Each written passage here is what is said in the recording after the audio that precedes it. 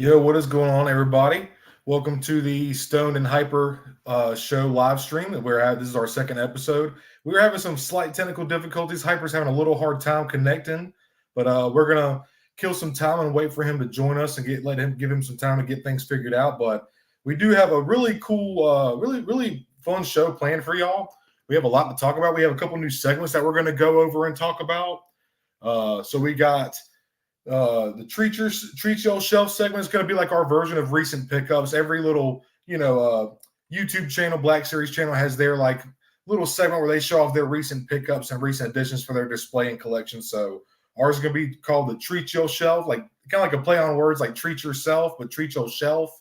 So I thought that was kind of funny. Hyper dug it. So that's going to be when we get to that part of the segments, we're going to go over and talk about what we've gotten in the past couple of weeks. It's been about a month since our first episode, so we have a lot to talk about. Like I said, the new segments, PulseCon's coming out. We got the PulseCon reveals early in September. The second segment that we're going to be introducing is something that me and him kind of like, I had an idea, he had an idea, and we kind of hybridized it. So I kind of came up with this thing called Bantha bargains, and he kind of threw in Toydarian Swindle. So we got something we're going to kind of talk about something that we think is a good deal for a decent price, and then something that's just like not worth it, just way overpriced. So we're going to be Bantha bargains and Toydarian Swindle. So we got a couple little things we're going to talk about. Like I was going to talk about the stat that was just released, and I'm really excited for that. Also, we have if you're familiar with Hyperdrive's channel, he does a lot of customs and stuff like that. So we kind of want to do like a little segment where we show off like anything we've been working on, custom figures, dioramas, stuff like that. I also have sneak peeks for some goodie. I have some pickups to start making my own diorama pretty soon, inspired by Hyperdrive actually. But we named it Watto's Chop Shop. So when we get to the Watto's Chop Shop, we're gonna talk about, like I said, custom figures or dioramas we've been working on, stuff like that. And then also we didn't really get to talk about last time it's kind of a controversial show now, but the Acolyte, it was canceled. There's no season 2 coming. It was just season 1. You know what? I'm just going to go ahead and jump into it while we're waiting for Hyper to figure out. We're going to do Acolyte chit chat, baby. So I wanted to write some bullet points down, but I always have Hyper to kind of bounce off of and stuff like that. But just for now, until he comes in here, I'm going to try to kill some time. But I don't know if anybody watched the Acolyte. Oh, I have some comments. Let me check. Hey, what's going on, everybody? Look, we got a full chat in here, man. Full chat. Sorry, y'all know I always forget about chat. It's my second episode. Okay, so this is all right. We're gonna wait for Acolyte chit chat. We'll try to wait a little longer. So this is my mom, patiently waiting. What's up, mom? We got Why So Serious. What is up, buddy? How are you, man? I'm doing good. I am very excited for this stream. Been waiting to talk to y'all. We got Timbo in the house. What's going on? Saying hey to Waso right there. We got Brian. What's going on, Brian? Good evening. Good evening. Oh, yeah, man. Got some very active chat going on here. Evening, everybody. Yep. All right. So, man, thank y'all for joining. I really appreciate it. Like I said, we're going to try to give Hyper some time to kill and try to get everything settled and whatnot. Try to get him in here. What is this? Oh, here we go. This guy with oh, dude. Thank you, Curtis. They kind of give me something to bounce off of. Yeah, man. I totally agree, dude. This is actually my mom's husband. So, yeah, man. That was disappointing, dude. That was really disappointing because, like, it was weird because when Vanessa was walking in at that end scene and she says, "Master, I hate to bother you," because even Leslie Headland said that there wasn't going to be a Yoda cameo in season 1 at all. And then, of course, they just dropped it in right there. And, like, I knew the moment she was walking in the doors and it was quiet and she was like, "I'm sorry to bother." I knew we were going to see those little green ears, dude. And when we did, I was like, damn, I was actually right for once. Because most of the time, Star Wars is so fucking all over the place. It's hard to, like, pick what's going to happen. They've been pulling so much from Legends and shit lately. Me and Curtis actually – oh, shit. Me and Curtis actually talk a lot about Star Wars, dude. He's kind of on the level of lore that I am. There's not many people that can – that are hardcore Star Wars fans that can keep up with, like, on my level if I have to dumb it down. Not dumb it down, that's not the right way to say it, but if I have to dumb it down a little bit, but we just really bounce off of each other very well. My mom said, "Thank you, Mom. I love you. Thank you, thank you." They screwed up everything. Yeah, Mooney was a little weird. I'm not super tore up about it just because, like, even George Lucas broke canon. Me and you have talked about this, Curtis. There's even times where George Lucas has broken his own canon. So I don't know. It is a little weird. There was a lot of good in the Acolyte, but there was a lot of things to us hardcore Star Wars fans where the lore just doesn't quite add up the same. You know what I'm saying? Let me get this light on here. But so that show really could have been something, and it was supposed to be about Sith, and it just supposed to be murder mystery and this and that, but like it didn't even the mystery was solved in the first episode. Drop Dead Daniel, what's up, man? Thank you for joining us tonight. I appreciate it, dude. Curse like the joke someone made, we'll never know who the little guy is now. Yeah, facts, dude. That was I remember when that was going around. Oh, thanks, Watto. I appreciate it, man. Joining us all the way from Germany, dude. Thank you, man. But yeah, this is the one thing I'm gonna say though. With the Acolyte, I really liked the use of. I actually have my Acolyte figures right here. They're all. I just have Jeki, Indara, Soul, and May for right now, but it's probably all I'm going to get, to be honest. But I really enjoyed the use of line work in the Acolyte. It was very entertaining. Yes, 100%, Curtis, 100%, dude.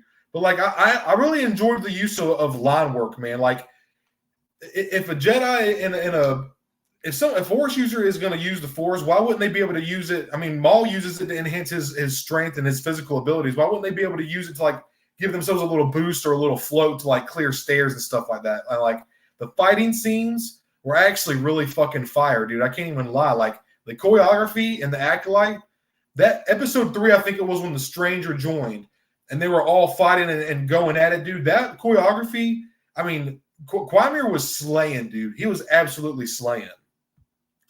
Watto, to be honest, not mid. Acolyte season 2 is getting canceled. Don't want to hate or anything, but it was. Hey, Watto, I said there was bad and good things. I'm not, I respect people's opinion. If you thought it was ass, it was ass, and if you enjoyed it, I know me and you've kind of talked before too, and I know you're not like a hardcore like, oh fuck this shit, this stuff I can stick. You just like, hey, I didn't like it, it's not for me. But if you do like it, it's whatever. Curtis, yeah, dude. Yeah, man, dude, that part, I was geeking. So my wife was asleep on the couch, and I was geeking during that part so hard. I thought it was so fucking cool. First live action look at Plagueis. I can deal with small canon continuity. I feel you, Brian. That's totally fine, man. I mean, it's a totally different era. It is the High Republic, so it's supposed to be like when the Jedi was in their height of power. So I feel you, dude. There's nothing wrong with that, man. IMO the cast and the writing was, 100%, dude. Now I'm not saying like a director or an actor needs to actually know like about Star Wars and be like some kind of expert to get a good story. I'm not saying that, but it does give the actor or director a little more credibility with fans, and just trying to like contact with people who do know about the lore and like, hey, how does this sound? Would this work? Does this stick? But Lucasfilm's going to Lucasfilm, I guess, right now, Disney era. I was digging the lightsaber Indian, dude. Yeah, man, people were bitching about that, but that was a thing in Legends, man. That was the lightsaber whip was totally a thing in like the early novels and shit. It was pretty cool. It's cool to see them pulling from Legends a little bit, like with Quimir's helmet blocking the Force Cortosis. That's from Legends, So I like the lightsaber whip was sick as shit, dude. I totally agree. We got 10 people. Just had 11 people in here joining us. That's awesome. It makes me happy. The fight scenes were on par with that. Dude, 100% agreed, Timbo. They were really fucking... Dude, like I said, the choreography was really, really fucking nice, man. Hey, got my cousin Jesse. What's up, Jesse? Thank you for tuning in. I appreciate you. Watto saying hey to my cousin there. Extreme lack of meaningless alien news scene. Alan, yeah. Oh shit! Everybody saying hey to each other. I love it, man. I love this so much, man. Main actress who played the twin. Yeah, dude. She actually played Rue in the Hunger Games, and I kind of agree with that. It was like this really pouty lip, puffy cheek when she was happy, sad, angry, mad. it was the same thing every time. So it was a little bland. I have to admit. Armando, thanks for joining us, man. I appreciate it, dude. Timbo saying hey. But yeah, dude, Acolyte was like I said, man, there was a lot. I wish I had Hyper here to kind of keep bouncing off of, but thank you for chat. Y'all are really helping a lot. But I'm trying to think of the Cortosis was a cool element from Legends. Obviously, the lightsaber whip was sick. Getting to see Darth Plagueis live action, first time ever, was really sick. Kind of, it is a bummer that we're not going to get to see where that goes, just because of the potential of it, dude. Like, and I had a feeling that Quamir, when I actually didn't think Quamir was the master or whatever, the stranger. But then when I found out, I was like, you know what? I bet he's apprentice under Darth Plagueis. I bet it. And then when I seen that scene, I haven't been writing Star Wars very often, but when I guessed that right, I was like, fuck yeah, dude. Except for when Luke was coming up and seeing the X-Wing in Mandalorian Season 2. Like, I just knew that. Before I even seen the green lightsaber, the black glove, I knew it was Luke, man. Let's see. I enjoyed it overall. Just felt it was kind of funky, yeah, with the storytelling just didn't seem to flow. You know, and the whole thing was that they were supposed to be advertising as a murder mystery, and then the fucking mystery was solved in the first episode. Like, you should have given us pieces throughout the series. Like, dude, how cool would it have been to get like an NCIS Star Wars type thing? Like a legit detective type thing. You know what I'm saying? Armando, I agree, man.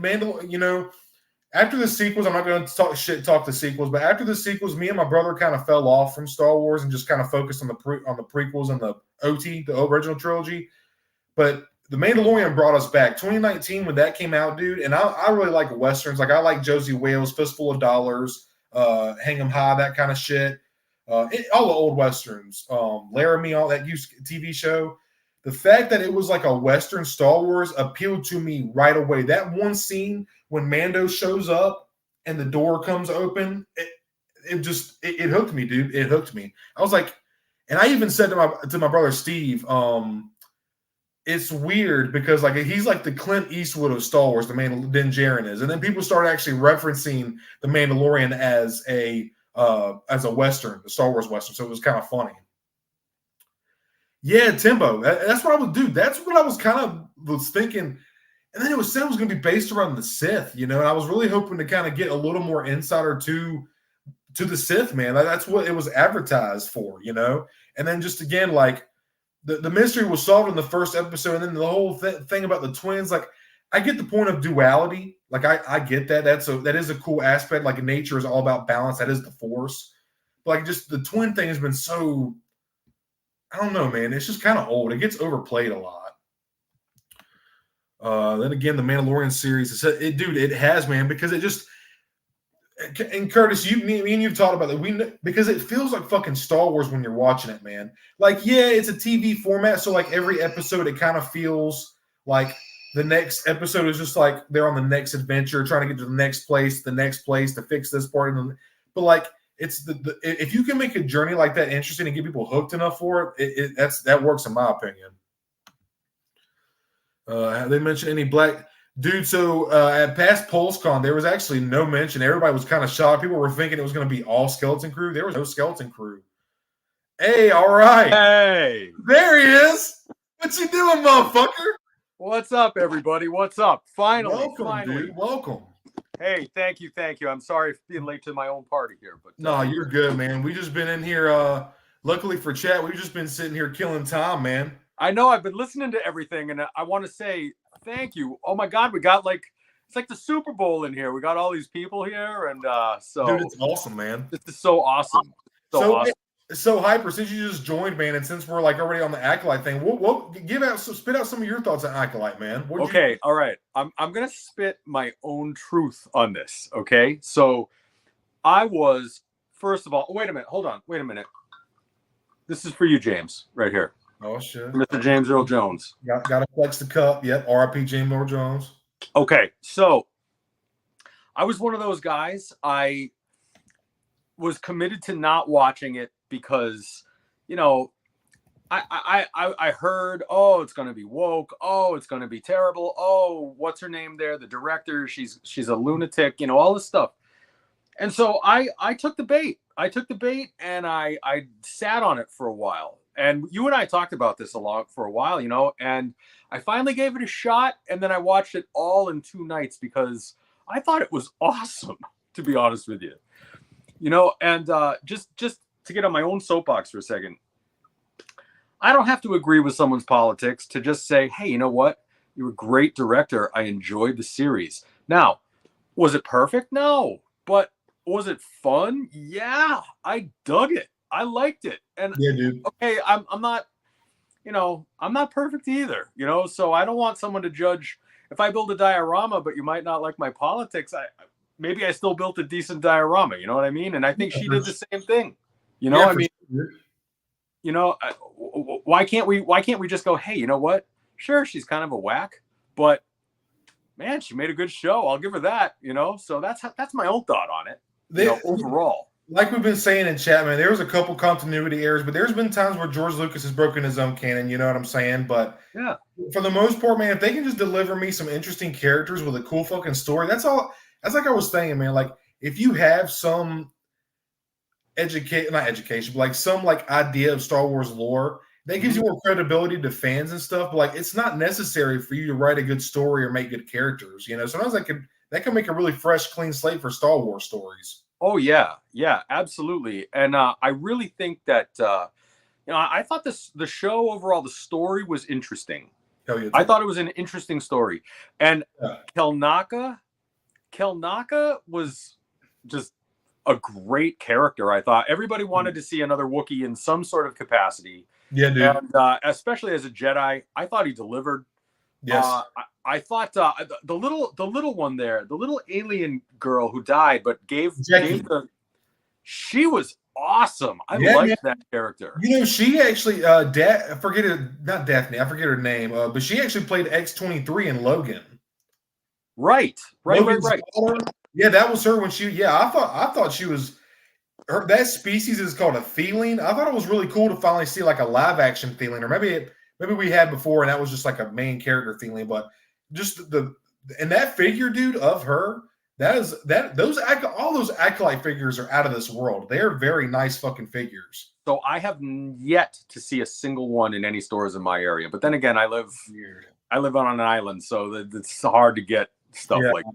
You know, but I really want to get Master Soul and the Carrie-Anne Moss figure there, even though I like the way they did it. I thought that was an interesting. So she dies, she gets waxed in the first 5 minutes of the show, which was an interesting take on how to build a character, because then they built the character after that, and I thought that was interesting. So you know, that was kind of a neat way to do it. But you know, that's just my own thoughts on the show. You know, I give it a solid, a very entertaining B across the board. That's what I'm here to say. In fact, I thought it blew the doors off of Book of Boba Fett, and I was really hanging my hat on that one. I thought, yes, I totally fucking agree, man. So, you know. Totally. Flame me if you want, but that's my own thought on it. And like I said, you know, is the director my favorite person on earth? No, but she doesn't have to be. She made a great show, you know, and let's give her that. At least that's my own kind of thoughts on it, you know. So. Yeah. You know, like we were kind of talking about obviously the first introduction live action of Plagueis. That was really fucking cool, man. It got me really hyped, and I was geeking. And I said earlier in the stream, like that was the one time I've actually guessed something right in Star Wars, and I was like, right. I found out Quaimir was the stranger. He was the Acolyte. I was like, I bet you he's the apprentice of Plagueis before Plagueis found Sidious. Palpatine, you know, and he was in that cave. Eerie feeling, dude. And I love that music that they used in the scene, Hyper and chat. The scene that they used in Acolyte for when he's peering out of the cave is the same music they use in Revenge of the Sith when Palpatine's like, right. Tragedy of Darth Plagueis the Wise. Yes. No, Yes. it's not a story the Jedi would tell you. And you know, honestly, I thought that dark character was a really cool cat. Oh He yeah, dude. he was really cool, and particularly the way he threw the lightsaber. It harkens back to the way Vader threw it on Bespin, Oh and yeah, also dude, had yeah. like shades of Darth uh, Darth Nihilus. The way Darth Nihilus would sort of encircle himself with those lightsabers, and Yeah, I, dude. I just thought it was really well done. Very interesting, and the perspective of seeing how the Sith viewed the Jedi, I thought was interesting. They're still bad. The Sith are still bad. It's not like I've said, oh, the Jedi were completely wrong, but it shows that the Jedi were human, and that Yeah. the Jedi make mistakes, and that the Sith kind of capitalized on it, and they had their own spin on it. And I think if I go back and I look at it, I think to myself, okay, I'd still be a Jedi. I would not be called to the dark side. I would still be a Jedi, but I can see where some of that was coming from. And so for that, I thought that was cool. Yeah, for sure, man. For sure. Yeah. And then I was trying to think, like I said something about the use of wire work, man. I thought that was just so fucking cool, man. Like Yeah. Darth Maul uses the Force to enhance his physical attributes. Why would they not use that to give themselves a little float? Their staircase. I just thought it was beautiful. The choreography scene when they first come across May and she sends that dust cloud down. I thought that was just minute uses of the Force like that is so fucking cool, man. It was awesome. Not to mention those cool bat slug things in the forest. There you go, Daniel. I thought the bat slug things on those trees were really cool. Dude, yeah. And then I'm gonna say it. I know he's probably not everybody's cup of tea, but I'm a sucker. I thought the little tracker, I loved them. Dude, Basil? Basil. I actually pre-ordered that figure from Big Bad, and then I went and canceled it. I pre-ordered him and Vanestra, and then I canceled them just because, you know what, though? I might go back because I thought that was a new species, but supposedly his species is in, like, one of the older Han and Chewie novels. Right. From the 90s, but that sculpt is really cool. That just his kid, I'm all about aliens, dude. All right, so chat. I've been dying to ask this since I saw the last of it. Did anybody else notice with Basil? That was some damn good character acting. The way he actually acted like a rodent, I thought really translated. There was some really interesting, and then I watched a little piece with the actor who performed the character. And they went to the zoos and they watched all these little creatures to sort of get an idea of like how would a creature scurry around. And I thought of all the characters in the show, to be honest with you, I thought that was some tremendous acting. And I didn't know if anybody else kind of thought that way. Well, because the way he kind of like just very rodent-like. Yeah, man. Right. He emulated that very well, man. Yeah, it was fun to watch. He was a very interesting presence on the screen, Brian's kind of hitting on why I was kind of thinking about canceling. Don't really want to pay $25 for half of a figure, and it comes with one accessory, I think. Yeah. And you know what? I saw in chat earlier. I thought they didn't have any Skeleton Crew figures at least, but there was Fern, and then it's the same. It's the one. He's same species as Max Rebo. Now Skeleton Crew, man, I'll tell you, I've watched that trailer. I don't know that one is far out for me. That one is really far out. I'm looking forward to watching it, but I don't know what to think about that one. Yeah, see, even Timbo, his mannerisms were very cool and rodent-like. Man, just think about this, man. Like when you get into that costume and you're playing a role, all those people in the cantina or whatever, like, could you imagine anybody else but Anthony Daniels being under that C-3PO costume? Right.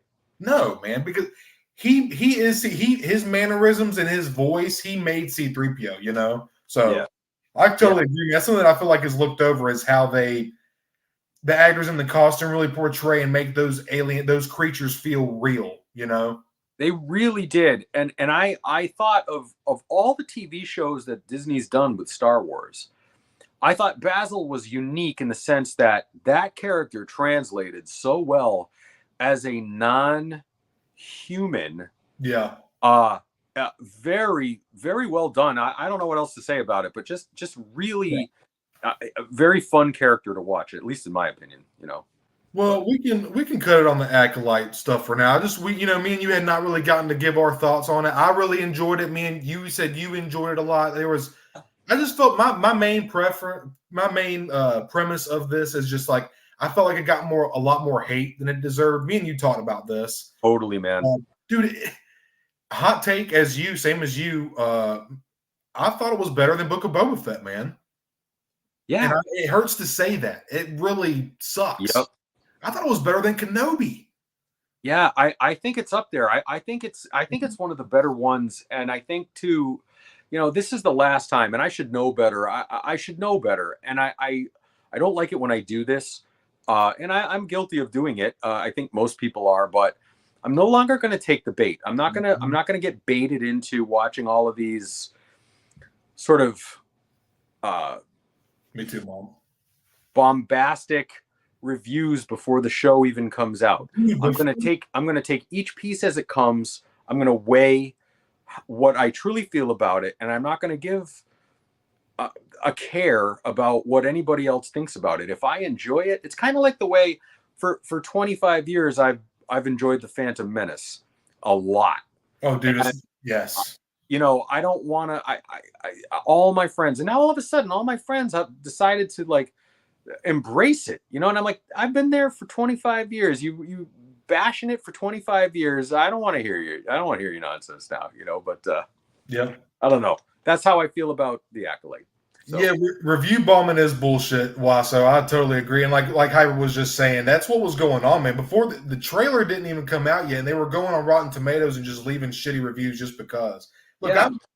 Leslie, that whole left woke thing is what it is. It's a little annoying. I don't want to get political on here, but I can't stand most of that stuff. But you got to take it as it is and try to enjoy it, you know. And that's what Star Wars is, man. It's supposed to be fun, you know. Right, exactly. You know, I'm going to buy some of the figures. I'm going to put them on the shelf, and I'm going to like them as much as any of the other ones that I have. You know. Yeah, dude. Exactly. You know. So. So what do you want to do? Do you want to get into treat your shelf, recent pickups? Well, what do you want to do? Man? I wanted to just take a moment, and so me being in my 50s, you know, I was there in the theaters for the original Star Wars back in '77. Yeah. I rode my bike to the movie theater to watch that movie 10 times. I watched it 10 times in the movie theater. And Darth Vader was the most terrifying presence I had ever seen in my life. And I could not get enough of him. He was somewhere between terrifying and awesome. And just for a moment, for what it's worth, I wanted to just say to Mr. Jones, thank you for an entire lifetime of loving that character more than any other thing I've ever loved in my life, you know? And so Darth Vader is my guy. Yep. All the Sith, you know, I love all the Sith. I love Darth Maul and everybody, but Darth Vader is the one. And without Vader, we wouldn't be sitting here talking about this. So just what a career. I mean, not only that, but he was in Conan the Barbarian. Yep. He was in some of my favorite movies with I grew up on Sandlot, man. I remember him in that movie. Right. Blind guy with the ball went over the fence. Right. Yes, that's right. Not to mention some of those really awesome Tom Clancy movies with Harrison Ford. That was awesome. Yeah. And I don't know if a lot of people know this, but he was also a combat Army Ranger, U.S. Army Ranger. And, you know, I mean, that guy was a serious badass, both on screen and in real life. I mean, he's a U.S. Army Ranger, you know, and I had a chance to work with those guys. And believe me, those guys are legit, you know, so that really, he spans his life was a really interesting one. So Born Thank in you. 1931, died. He just passed away September 9th of 2024.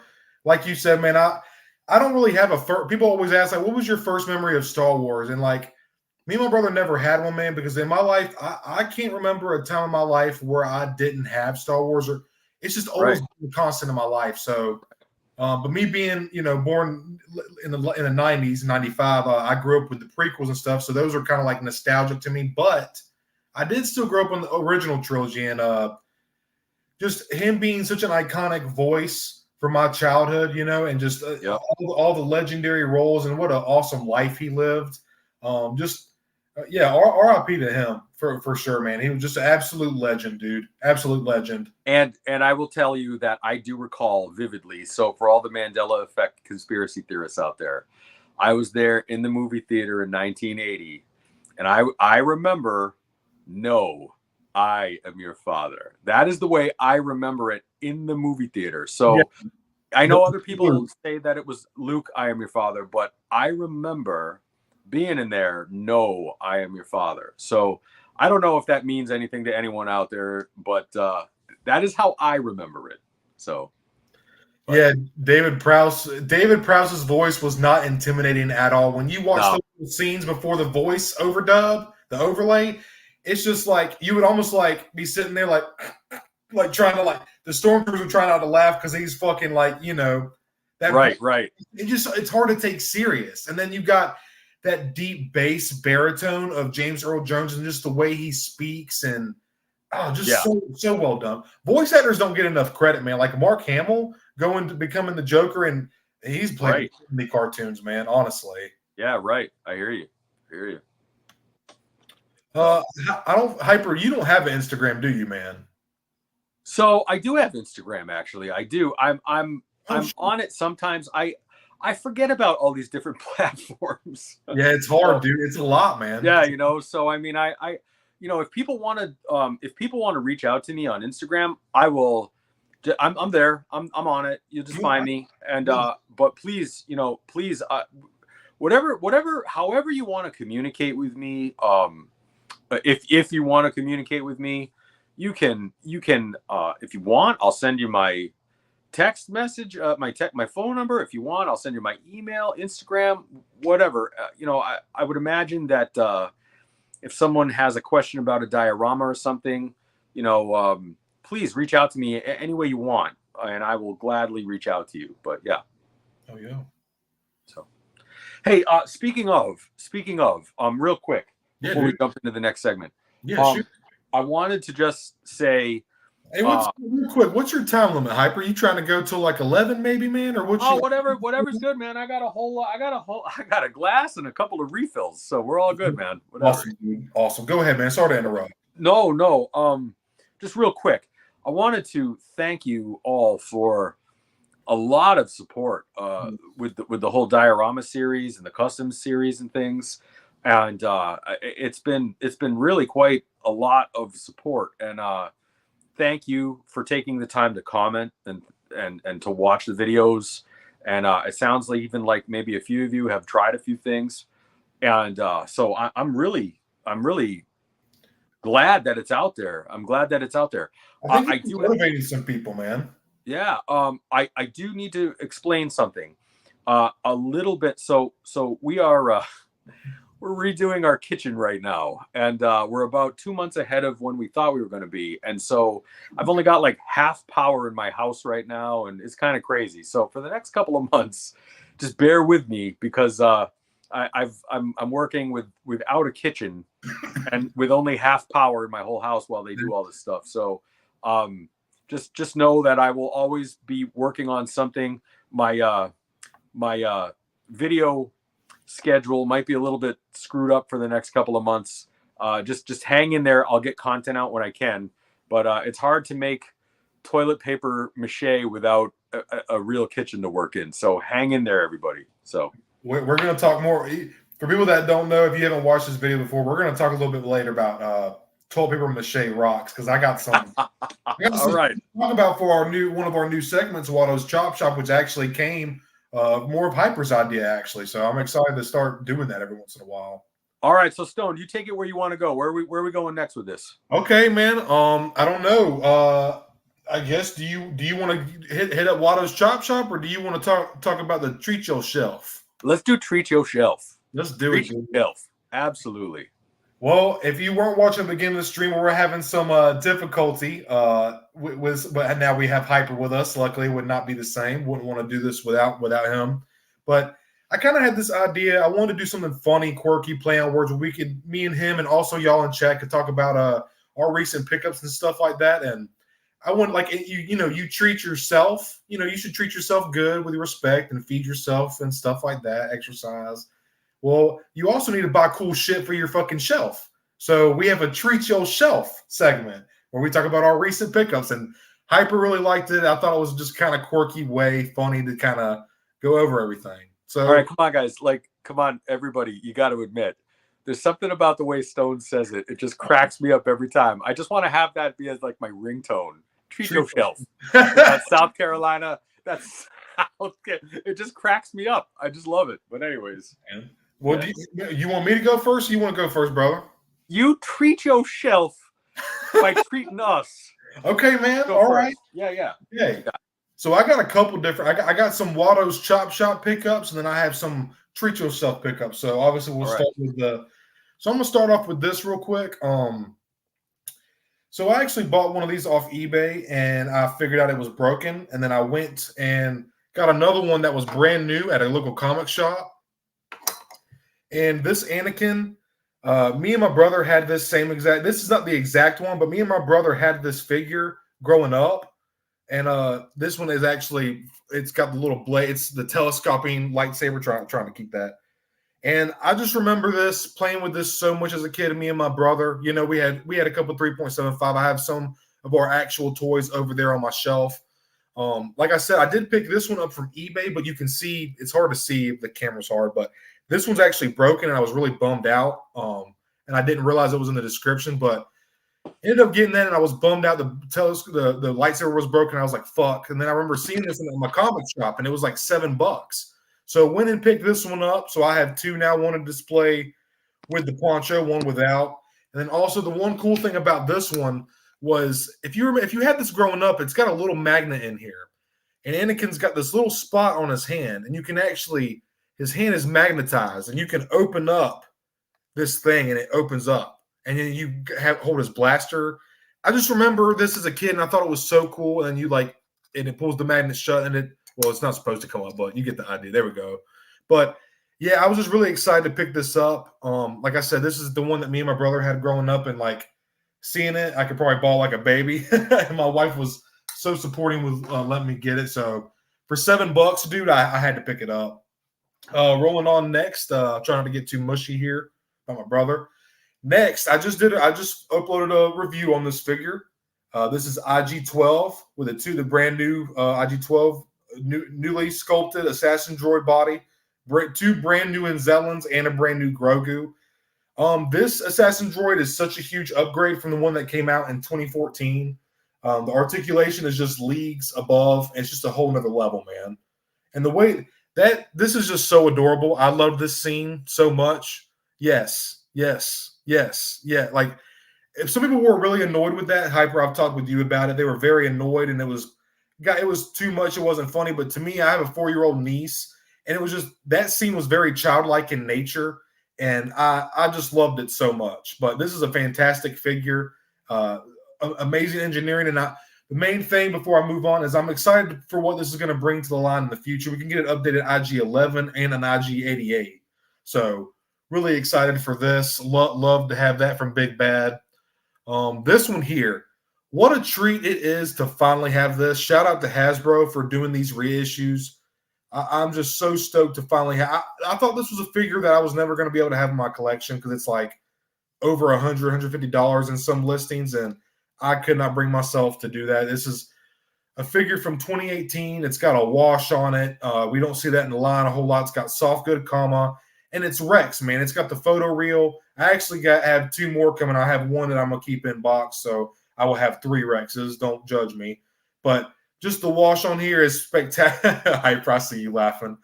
But and I know Hyper's been collecting for a little while. I got in this. I've been collecting for around 2 years, so I'm a little bit more of a late. Like I said, I grew up having Star Wars toys, but I started collecting late, so I'm very happy that Hasbro reissued this figure because I did not want to pay $100 for this. And this is a figure that I feel like really kind of, I don't know, he almost kind of like, I feel like needs to represent my channel, even though it's called the Stone Mando, and I'm a Mandalorian, I consider myself. But Molan Don, man. I was just really shocked at how much I love this figure. It has a wash on it. The articulation is amazing. It's an alien sculpt. It's an original trilogy alien sculpt. The paint is extremely clean. It's got all the modern articulation you want on a Black Series figure. It's got butterfly joints in the shoulders, deep cut knees, deep cut elbows. It's such a joy to pose around. He's so much fun. And I really hope that we get more deep cut aliens like this, and I will pay deluxe price for figures like these all day. Like, look at the feet, man. It's just the toenails are just so cleanly painted. The extra pouches and the coloring, this kind of like burgundy, red, brown, earthy tone. I just love it so much, man. So that has to be. I can finally scratch that off the list as most wanted character of all time for me was Hammerhead. Finally. Yeah, for sure, dude. Yeah, and I can't wait to find it. And the first thing I'm going to do is I'm going to customize one with that aqua blue from the old classic Hammerhead Kenner figure from way back when. But yeah, the Hammerhead was my favorite figure. It was my very first figure of all time. So way back when I got a Hammerhead figure, it was before I even saw the movie or right around that time. And I just remember holding that thing in my hand like, wow, what is going to happen in this movie? And he was in it for like 0.92 seconds, but you know what? It didn't matter. I saw him, and to me, he will always be probably my most beloved Star Wars collectible, just because, man, I mean, that was my first figure, and you told me this. That was one of my that was one of my questions for you. Was what your most like memorable piece, and that was your answer. So the Hammerhead figure, I remember going to this. We had this store in Massachusetts. I live out on Cape Cod, and which is, I don't know if anybody's been there before, but it's two bridges to get there, and then when you get here, there's no real Walmarts or anything. We have one Target now that just went in a few years ago, but so we had this store called Bradley's, and I don't know if anybody remembers Bradley's, but Bradley's was a big deal back in the day, and they had the Star Wars figures there, and I grabbed the first 12 when the original 12 came out. I didn't care about Luke or Han or Leia. I grabbed. I remember they were. I remember getting a C-3PO and an R2-D2 and a Jawa, and I thought like, okay, I don't even. You don't even think about movies then. You just see them on your shelf, and somehow my mom agreed to it, and I brought them home. Or well, I should say that was the reissue because I didn't get any figures when the movie came out. I got them later, and the first one I got was for Christmas, was from Santa Claus, and it was Molan Don. But the first ones I ever saw in the store were R2-D2 and C-3PO, and they were kind of like re-released the year after. But yeah, man. And speaking of that, to segue, that Anakin figure with the retractable lightsaber from the Saga collection way back when, that is an awesome figure to have in a collection because it takes you way back to like the telescoping lightsaber days. Yeah, dude. That's a good one, man. That's a really good one. Ones. Thanks, man. Hell yeah. Yeah, I get it. I do. I kind of have a lot, so I'm gonna try to go through and make this quick. Because dude, we're already at 44 minutes, and I don't know how. I know, really, right? Yeah. Awesome. Another reissue I got. I have not done a review on this yet, but got Commander Fox in hand. A red clone trooper, dude. You just can't go wrong, man. So badass. I also did an unboxing video on my channel for my Big Bad Pile of Loot, so you can watch that video of me unboxing the figures if you want to. I'd appreciate it if you checked it out. But like, I just wanted to talk about, because this is what I've gotten lately. Also got the Astonishing Wolverine. Dude. And, Yes. Hyper, man. I know you said you collect Wolverine figures. Yes. Dude, I cannot wait till you see this Logan. I always display my. I only have 2 Wolverines, but I always display mine with the mask on. But you are gonna love this Logan face sculpt, dude. And talk about a movie that is freaking awesome. Deadpool and Wolverine is freaking awesome movie. Me, my wife, and my mom and my stepfather, we were supposed to go see it, but we, just time got away from us, dude. But I've heard so many good things about it. Chat, what do you guys think about Wolverine and Deadpool? I mean, that movie was the opening scene, the opening credits. Thank you, Melissa. Thank you. The opening credits, you will die laughing. It is hilarious. It's hilarious. That movie could win an Oscar for like best comedy movie. I don't know. I mean, but it is that movie is one of my favorite movies of the last 10 years. But I feel you, dude. Yeah. I actually got this out at Target with my wife yesterday for $6. Right. And I've seen it a couple times, and like I really do like that scene. It's one of my I like it. It's not one of my favorite scenes, but it's okay. But for $6, dude, and I just love Hyper. Me and you have been talking so much about this MGS line, man, and just how underrated and fucking badass it is. To get these kind of vehicles in the Black Series, we would never get this in 1/12 scale. It would just never happen. But from what I understand, the Micro Galaxy is like a 1/72nd scale. So It's just a really great way to get these kind of vehicles into the line that we would never see. So, I've got a lot of Micro Galaxy. Oh shit! I love it, dude. I love it. I actually have not gotten to show this off, and I haven't gotten a review on this either. But I actually have Maul's. I know you love this. I'm sorry, not the Marauder. His Sith Infiltrator. Yes. So, and I'm a huge Darth Maul fan. I have a tattoo of him right here. So I'm a sucker for anything Maul, man. And I am about through these pickups, man. I'm trying to hurry, Hyper, so you can get to your stuff, man. Your shelf has just been treated. Dude, I'm treating myself, man. So then got this beauty right here, dude. Oh, yeah.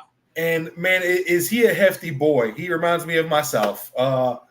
He's way heavier than 260. This motherfucker's probably like 350, 400. But really cool to I grew up watching the animated series. Who doesn't love Spider-Man, dude? And, right. I grew up watching the animated series with my brother. And when I was a kid, dude, I'm just watching Spider-Man web swing and kick ass, right? I wasn't really paying attention to the story. But now it's just like watching it now, I've almost kind of like felt like I'm watching it again for the first time. But then I see little bits and pieces. I'm like, oh, shit, I remember watching this with my brother. And like I said, I've just been getting into the Spider-Man again while watching the animated series. And I've been picking up a lot of Spider-Man figures here lately.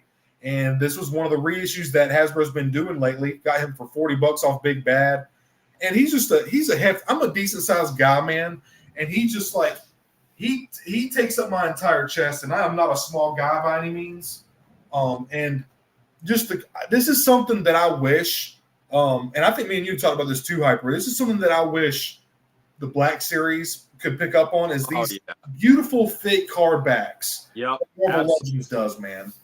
And look how beautiful that looks on the card. Like, yeah, I know, and these flimsy ass Black Series and retro cards, like, yeah, dude, it's the same company. Get it together, Hasbro. It's so, why wouldn't they just make the packaging more similar? You would think that would kind of cut them some kind of cost just to make clear cut uniform packaging. So like with the G.I. Joe retro line, it's very similar to the Spider-Man and the Marvels. It's super thick, it's gorgeous. Yeah, it's got foil on it. And you're like, and then you get these $30, $40 Star Wars figures on retro cards, and the cards are bent. It sucks. It sucks. Right, look at this. You can probably see the difference a little bit, but like, yeah. How thin this is compared to this. I know, and I mean, I've heard every argument. I've heard every argument in the book. They are trying to just make as much money as possible on the Star Wars property. And while I understand that, just give us the good cardboard, please. Like, give us a good cardboard, Yeah, exactly, dude. Exactly. And I'm trying to think. I got that. I went through all these. You know what, Hyper? I think I'm done, brother. I think. All right. I think you're good to go, man. Good pickups, all man. Good pickups, all. That's some good stuff, man. Thanks, man. I've got just a couple of pickups, some for the treat your shelf, and I think I'm gonna. I don't know, man. I'm gonna surprise some people with these. I think, but number one. So number one, and I've already shown this on my video, but I made this companion diorama to the other one for the ATTE. And on it, if you want to see how I did this, there's a whole video series on that, and you can watch it if you want. Yes. But beautiful. But this one here, I bought the Tiger Shark Micro Galaxy Squadron, and this thing is fantastic. Oh, nice, dude. I don't have. And so I really wanted something.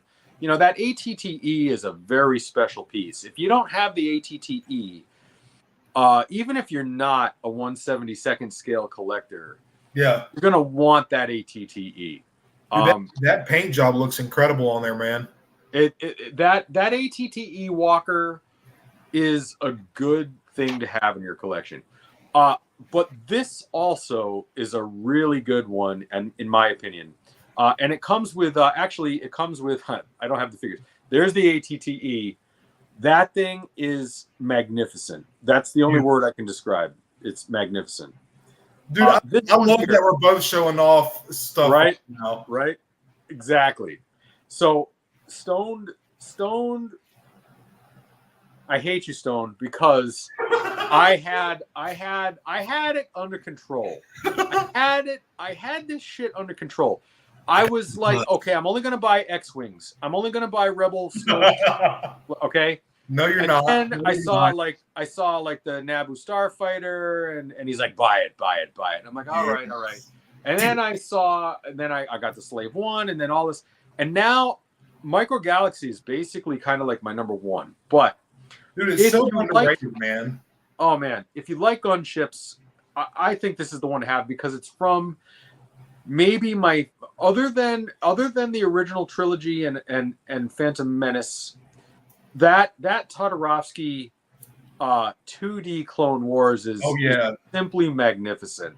The 03 Clone Wars, yeah, man. This actually comes with two of those. It comes with a blue arc and a red arc. They're not in it at the moment, but it even has the pods, and you can actually put other clones in the pods. And it actually, what I just learned the other day is that it actually, the back drops out, and you can put one of the bark speeders on it. So sick, dude. Yeah. So if you're a diorama guy like me, Micro Galaxy Squadron is where it's at, because it really is a great way, because building dioramas is really a costly, well, it can be a costly endeavor, but not just in money, but in space. So while you can make a diorama for $5, $10, $20, but it's going to take up a lot of real estate. So the Micro Galaxy is a line that I really like, because it really lends itself to the diorama. So that's the first treat your shelf. Yes, sir. The second treat your shelf are these. Now, this is going to come as a surprise to a lot of people, but has anybody seen these yet? These Funko Pop comic book art pops. Those are cool, man. I haven't seen those. Okay, so I absolutely love these. So these are, I got Maul and Vader here. Maul and Vader, and they actually have 12 in the entire comic book line. The Vader is simply unbelievable. So it is pretty awesome, to say the least. Yeah, dude, that's the artwork on it, but it's got like cell shading on it. You know what I'm saying? Exactly. It's got the cell shading on it. Exactly. It's just so awesome. Yeah, that's and the Darth Maul, I thought you would particularly like to see the Maul. It is incredible. And then it's got this great artwork on the boxes. Oh, that's beautiful. So I got a couple, but I might need to pick that up, Hyper. Hell yeah, dude. So the comic book art. So I bought. Now here's the best part about it. So I'm kind of crossing over into another segment. I'll hold off on my thoughts on it, but we're going to talk about this segment again. But those were an absolute steal. I got them at Target, and I don't do a lot of shopping at Target for the most part in my area. I do most of my stuff online, but I saw the clearance aisle at the Target, and they had Queen Amidala, Obi-Wan Kenobi from Phantom Menace. They had Vader and Maul, like for like $3.99 a piece. Oh, and damn. I bought all 4 of those bad Larrys. Hell And yeah, then- dude. Oh yeah, and then we'll do another shelf series. But I actually now own 9 of the 12. So it just caught fire with me, and now I've got almost all of them. Now I gotta get the last 3. That's how. Oh yeah, dude, you got to. You might as well. You're 3 away. But a few moments ago, I got up because I forgot to add something to this thing, and it's been on my shelf now for about a month and a half. And it ties in exactly to what you were just talking about. And that is, I'm not a huge Marvel Legends guy. I love the Marvel Legends comic books. Comic books to me are the truth. You know, I love the MCU, some of it. But to me, the Marvel comics and this one here, I don't know if anybody has this one yet, but this Spider-Man is absolutely awesome. Scarlet Spider-Man. Scarlet Spider. So again, I bought it at GameStop, and I had my monthly $5 coupon, so I got it for about $20. Hell yeah, dude. My only regret is that I opened it up, because the card art was unbelievable. First of all, it's just unbelievable. Yeah. Do I regret opening it up? No and yes. Okay, but if you are a Marvel Legends guy or a Marvel Comics guy or a Spider-Man, you gotta get this figure. This figure is gorgeous. The colors, it comes with extra hands. It comes with I think it comes with a web thing or not. I don't know. I don't ever use that other stuff, but this figure is fantastic. It's been in my cart for a minute.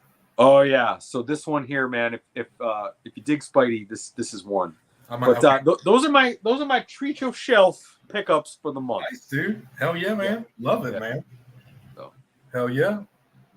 Now, okay, so now, can I introduce one of the segments? Yeah, dude. Fuck yeah, man. Dude, okay. Co-host, you can do what the fuck you want, bro. All right. So then, about 3 weeks ago, I was at a comic book shop, a really, really good one in New England. It's a couple of hours away from me, and I go out there for the day. My wife was working for the weekend. And so I was like, you know what, let's get in the car. And I went to Worcester. I don't know if anybody's familiar with Worcester, but it's a town in central Massachusetts. And my nephew is playing football there. And so my nephew, by the way, is actually a pretty good football player. He's getting some looks by some scouts. So you never know what's going to happen with that. But so there I am. So anyways, I go to this really awesome comic book shop.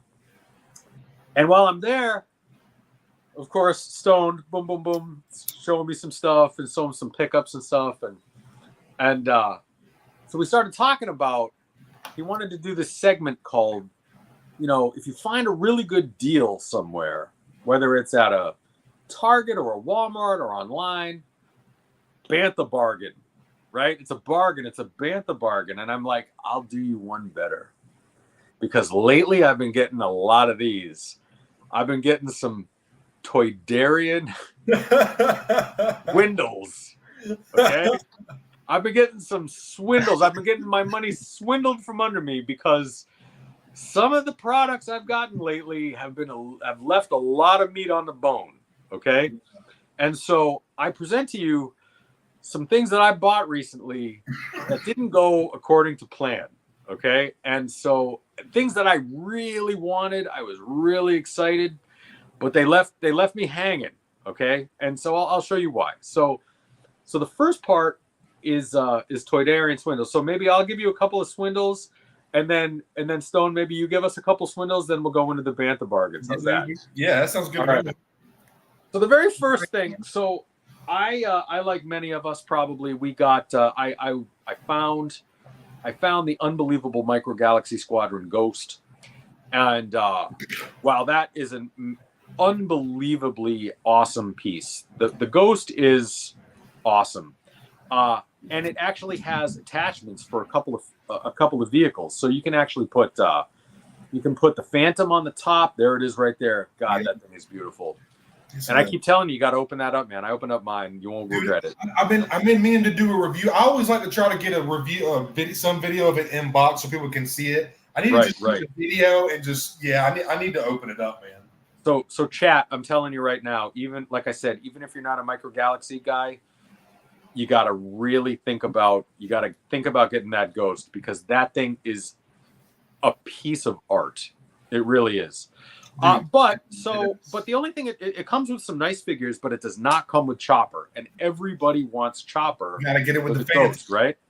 Yeah. So there I am. I go and I buy Kira's X-Wing because it comes with Chopper, and I'm like, oh, and it comes with Kira in a pilot suit. Comes with Kira in a pilot suit, and it's an X-Wing, and it's really nice. It's a different color X-Wing. It's got green markings on it, so even if you don't want to use it for Hera, you've got it for your X-Wing fleet. So I'm really excited about it. But two things are janky on this. Like, really janky. Like, quality control needs to step in. First of all, Top Gun here goes at about a 30-degree angle upward, which really drives me nuts. It's not good. Yeah. And then the forward landing gear, the very first time I pull on it, it breaks off. Like, breaks. Oh, shit. And I'm like, all right, I'll give you that. But so that's the first one, and then the second one is, so I've been on this Micro Galaxy thing, so I go out and I buy the Fang Fighter. Oh, that thing's cool. That thing is awesome. Yeah, it's really cool. The Mandalorian Fang Fighter. I get it. It's boxed. It's still on the card. Yeah. And there's no canopy on the vehicle. It was packed without a canopy. It's not rolling around in the box. Like there was no blister holding it. There was no blister holding it. The actual canopy, the part that shows that, this part here on the Fang Fighter, it's not present in the box. It was packed without the canopy. Oh. So I'm like, okay, so there's like $30. And as much as I love Micro Galaxy, you guys hung me out to dry twice. So chat, just it's kind of like anything else where, quality control is what it is. But I feel like I got stung twice with Micro Galaxy in a very short period of time. So that's a bummer. It's not gonna prevent me from stopping it, but I feel like maybe Jazzwares needs to kind of look at that and But so that's the second of the swindles. But the last one hurts the most. Because not only did I really, really want this expensive multi-pack, but I was going to troop build this. And I was going to, but no, because I'll show you. Oh! No! That's not good. So my what a bummer, dude. My Pitroid, and I gingerly had that thing on display, and with very little coercing, the leg broke off. And damn, dude, that's a 45 with tax. You're talking about $48. Yeah, that's ridiculous, man. And I feel like that is the ultimate Toydarian swindle. So, that sucks, man. I don't know. Does anybody else have that problem? You guys in the chat? Any other problems with that? Has anybody's pit droid? I got that pack too, Hyper, and mine were fine, man. That's really weird. The ankles were a little bit loose. I'm not gonna lie. The ankles were a little bit loose, but it didn't do that, Yeah.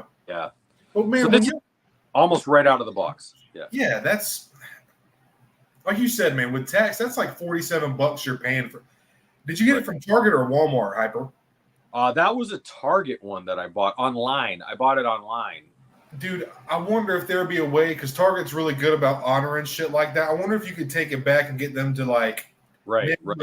They might even tell you to keep that one, and you could just glue it and make it work. Just right. I've heard Target can be very accommodating in situations like that. I'll give it a shot. Yeah, I would love to. I would love to. Timbo says his pit droids are okay too, man. You might have just got to, unfortunately, when it happens, because these things are mass produced. Yeah, you might have gotten a fucking just a dud, man. That sucks. So that was like right out of the box. It was like that. So whatever. But I mean, those are my Toydarian swindles. What do you think you are, some kind of Jedi when you hand them? All right, so I want to know. America wants to know, what are your Toydarian swindles? Toydarian swindle to me. I'm trying to think of any deluxes that have gone on in the past. I'm trying to look at my shelf and just see how I'm feeling. I have one that comes to mind right when I turned around and looked me in the face. A little bit of a, ooh, what you got there, buddy? What you This is the Angel's Envy bourbon. I don't know if anybody's into this, but this is the chef kiss right here. This is the one. So anyway, yeah. Okay. Go ahead. Sorry. No, you're good, man. But no, man. Now this is not something that Hasbro done. This is just aftermarket stuff like that. But the Clone Wars Anakin, which is like right here somewhere on my Clone Wars. Okay, yeah. I really wanted that figure. I ended up paying $50 for Obi-Wan. That's like just double retail, just about. So I thought that was okay, and I really wanted that representation on my shelf. Right. I'm just going to be open and real. I paid more for Anakin than I really wanted to, because that face sculpt in that photo reel on that Clone Wars Anakin is not that great. It reuses the old legs from the 2013 Anakin body from the orange line. That's literally an 11-year-old mold that they could have. Right. Anyways, they reused that. So like it having older legs and stuff like that, it's still not a terrible figure. The figure is decent. It's got the O-ring shoulder pad system. It has butterfly joints. It's got double knee pin joints, which some people are iffy about pins. It doesn't bother me and you as much, but you prefer pinless. But I'm not going to not buy it because it has pins. But and it is rumored we're getting we're getting an Ahsoka version of a Clone Wars Anakin with like a shorter style haircut and a updated photo reel Hayden face. Even though it was unpainted, it was just the face sculpt. But man, that photo reel, the paint can change everything on that. Oh yeah, yeah. But I did end up paying $70 for fucking Clone Wars Anakin, and now I was hesitant at first. I was like, man, dude, I really need to fucking do that, And then I was messing around with it. I did my review on it. I put it on the shelf with fucking Padawan Ahsoka and Clone Wars Obi-Wan, and I was just like, you know what? I'm fucking happy, and I like the way that this looks on my shelf right now, and like I'm gonna look at it every day for the rest of my life. Yeah, it sucks that I paid that $70, but if it brings you that happiness and you want it bad enough, now had it been like 100 or something like Rex, dude, as cool as this figure, I see why people say this is their favorite figure in the line. I understand now. Right. I still can't pay over $100 for a 6-inch action figure. Oh, no way. Yeah, I'm sorry. I just can't. Unless it's fucking signed by somebody prolific or something like that, I just can't do it. But so as far as the Toydarian swindle goes, I get people are going to – it's the market, it's quality, and it's supply and demand. That is a very well-wanted and desired figure, unfortunately, and I wanted it bad enough where I paid the price for it. So while I am happy with it, I do feel it is a big Toydarian swindle. Now, was that Republic Dactaries or was that U.S. cash? I just... Yeah, it was Mon Calamari money, man. It's expensive stuff, not even Republic credits. Mm-hmm. And Republic credits are no good here. I need something more real. Right. Oh, let me check the chat real quick. My bad. Yeah, Troy, thanks for joining in chat, man. I haven't seen your face here before. This is only our second episode, though, but thanks for tuning in. Good to hear that you're okay. Thank you very much. Sorry your shock trooper fell from the sky. Same thing happened to me with the Mace Windu 2D Black Series. The left arm broke. Yeah, damn, that sucks, man. It's terrible. It's terrible for 20. For $25, it's bad. For a $47 deluxe, it's really bad. Really bad. And actually, that Mace Windu was like $16 on Amazon. That figure's actually starting to kind of jump up. Right. You were that's just a great figure, man. That's a good fit. For $16, that's a it's a steal. And I slept on it. I don't have that figure, and I feel like I'm kind of missing because the 2D clone, the Tarkovsky Clone Wars is pretty damn wicked, man. Not to lie. Yeah. And Like, just for the record, I had to log on to my phone tonight because of technical difficulties I'm having on my end. So it's almost impossible for me to follow the chat because it's everything is compressed on a screen. So Stoned, if you can just relay what's going on in the chat room, I will do my best to participate, but I really can't see, unfortunately, right now. Yeah, so. I'm just gonna try. I try to bring up everybody's comments, as much as I can. So I apologize, everybody, if you're asking me a question or directing something at me. I can't see it. The text is so unbelievably small, just the way everything is. So I apologize, but we'll do our best to kind of keep on going. So yeah, and if I see anybody in chat hyper and they're asking you something, I'll definitely bring it up for sure. Okay, thanks, man. Thanks. Funny you say why so is actually Hyper did get a new computer, but something was going faulty with it, so he tried to take it to Staples. There was no technicians there, so he couldn't get it worked on. So it was just a whole fiasco, and we had to pull it together last minute. But the important thing is we are here now, and Hyper made it work. Right. So Troy right here said he paid $60 for that Anakin, which is not that's a little bit better than $70. $70 looks a better taste in the mouth. I feel like at some point for any Black Series figure, my cutoff.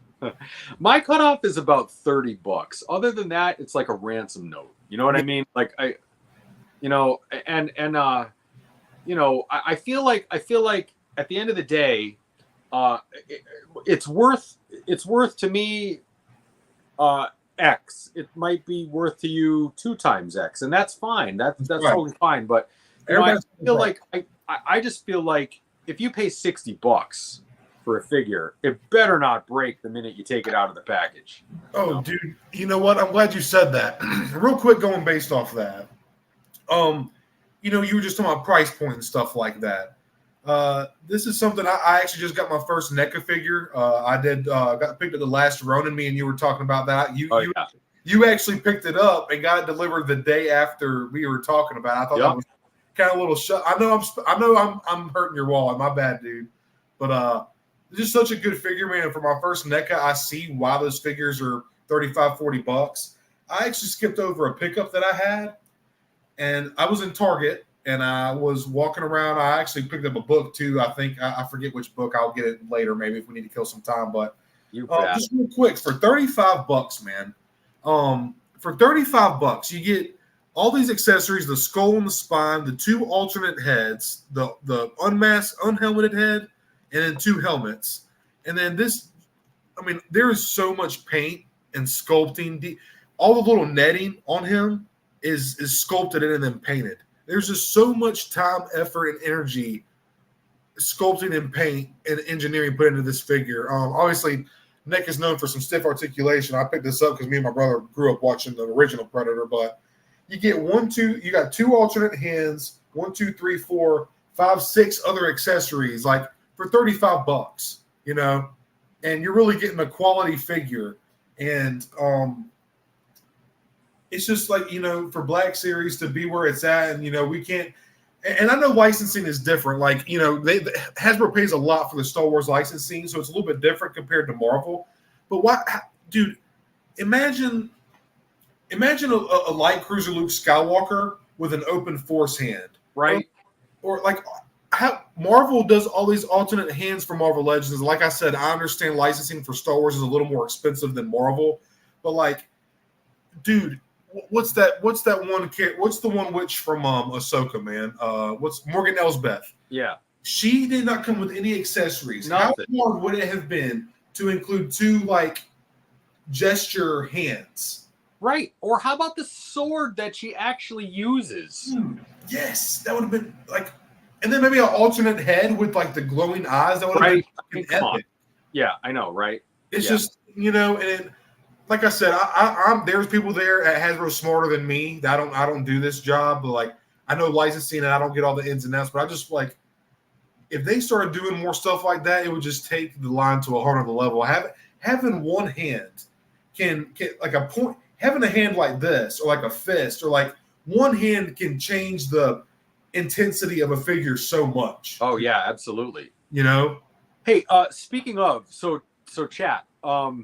does anybody want to see a tour or a shelf of my NECA Predator collection? Because I have all of them. I have all the NECA Predators, with the exception of the retro ones from the Kenner line. Oh, But I have all the NECA Predators, and they're really awesome figures. They're really awesome. So maybe we'll do a special Armies of Star Wars Shelf Series Predator collection. That would be epic, dude. And I'll tell you what. So that figure, those Predator figures, or NECA in general, like you say, I'm gonna parrot that. So you get a lot of bang for your buck, and you know they're larger figures with way more accessories in a beautiful box with a flap over it, you know, and you know, I mean, they're not that much more than a Black Series figure, and yeah, you know, I mean, gee, that's a pretty good value for the money for what you get. I even have one that has the glowing eyes, which is one of the coolest things I have in my entire collection, and it was the same price. No, it was less than the R5D4 Pit Droid box set that broke on me. You know, so yeah, NECA, way to go, man. That's some good stuff. It just, yeah, for sure, man. But that, as far as you know, Toydarian Swindles go, that Anakin just kind of got me. Yeah, I hear you, man. But it, like we were saying, man, it's depending on what you're worth, and like Troy said earlier, you know, you'll have it forever. You know, it'll you spend that money and it burns a little bit. We can't take that shit when we go, man. You know, if it makes you happy for 5 minutes and it allows you some kind of escapism, that is a huge purpose of Star Wars. That's true. Just do it, man. You know, just do it. Hey, has anybody mentioned any of their own Toydarian Swindles in the comments? Yeah, Chad. Let's get a little. Let's talk with y'all. Good thinking about that, Hyper. Chat, hit up some Toydarian Swindle, something that y'all think is either overpriced or something that y'all really wanted that y'all overpaid for. Throw in some things in chat real quick. I'd like to hear that. Blue the boy, red his mother, right? You know. But you know, let's take a moment to just appreciate Watto for a second. Like, Watto is an awesome character, man. Yes, you know, and I love Watto because Watto is kind of like the way I would be in the Star Wars universe. You know what I mean? Like, let's face it, I'm not going to be a Jedi. I'm not going to be a Sith Lord. I'm just going to be like, you're just trying to survive in the galaxy, man. Right. Like, you know, I probably won't own slaves, but I'll definitely be collecting junk and other people's shit and trying to sell it for like anything I can. You know, like that's probably me, right? You know, so I feel Watto. I totally feel Watto, you know? Yeah, no, man, Watto is honestly, like I said, I was born in 95, so I grew up with, I love the OT trilogy and the prequels, but like, because I grew up with the prequels, there's just that nostalgia here for me. And the Watto's lines are just, there's so many solid lines and I'm constantly like just doing shit to my wife, just saying lines to my wife, and she just like gives me that look like, oh Lord. Oh my God! So I met the guy who played Watto. It's pretty cool. I have a autographed Watto figure around here somewhere, but that was cool. Yeah, I loved Watto. So yeah. There's another little tiny. I actually got this a couple of weeks ago. Another little pickup that I have, but I picked up the little TVC 98 Watto. Oh yeah. The comm chip. Sorry, that is one of the most magnificent figures ever created by any line. If you look at that thing, it is a marvel. That is gorgeous. It really is, man. Like the amount of paint and sculpting that's on this 3.75 inch figure is honestly very impressive. So I actually have a few of those Wattos, both that one. I have the one from Watto's box. I have many variants. So some people collect, you know, variants of the old figures, and there's a few Watto variants there, and maybe we'll get into that a little bit. I have probably own about 8 or 10 of those with different paint variations. That's a great figure, but All right, so hey man, what do you say? You want to christen the Bantha bargains? You want to hit a couple of Bantha bargains? Yeah, dude, I'll definitely hit some Bantha bargains. So, All right. yeah, actually, like some of my pickups earlier, I got these a couple weeks ago, but I got these for, like I said, I got the one off eBay for like $9. I kind of overpaid for it, but like I said, the nostalgia I had. Me and my brother had these Anakins growing up, so I overpaid for the broken one. Realized it was broken. Remembered I had this one at my comic shop. My wife took me there that very night, and we went and picked it up. She bought it for me. It was like $7. And I actually went there for a sale. I should have just grabbed it because then it would have been like $3.50. But either way, I'm just super happy to have it because I just remember. I remember me and my brother playing. Not these exact ones. I have some, like I told you earlier, but it's just very nostalgic to me, man. So for $10 to be able to feel close to my brother again, it really does something healing for me. Oh yeah, for sure. And and then like earlier, my Target thing, dude, $6 for That's a Bantha bargain, dude, right there, man. The Unabongo, like fucking I forgot, I'm blanking on his name. Boss Nas. I'm sorry, hey Chad, if you ain't realized, I'm a crazy motherfucker, and the more I do this, the more a little bit is gonna slip out of me. Okay, right. But yeah, just $6, man. I just it's got the episode 1 sticker on that. I'm a sucker for anything episode 1. Super nostalgic growing up. Me and my brother wanted to be Anakin, so let me stop you right there for a second because I've got a Bantha bargain that mirrors that. Rolls off of that. Let's go. Yeah. The U-wing. Oh yeah, dude. Okay, the U-wing. Sweet. Is this might be my favorite? My favorite. My favorite Micro Galaxy Squadron. This is an awesome piece. If you don't have it, man, this thing is unbelievable.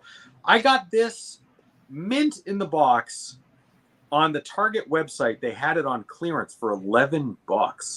$11. Like, it comes with 3 figures. It comes with Jin. It comes with Steel, man. It comes with K2SO.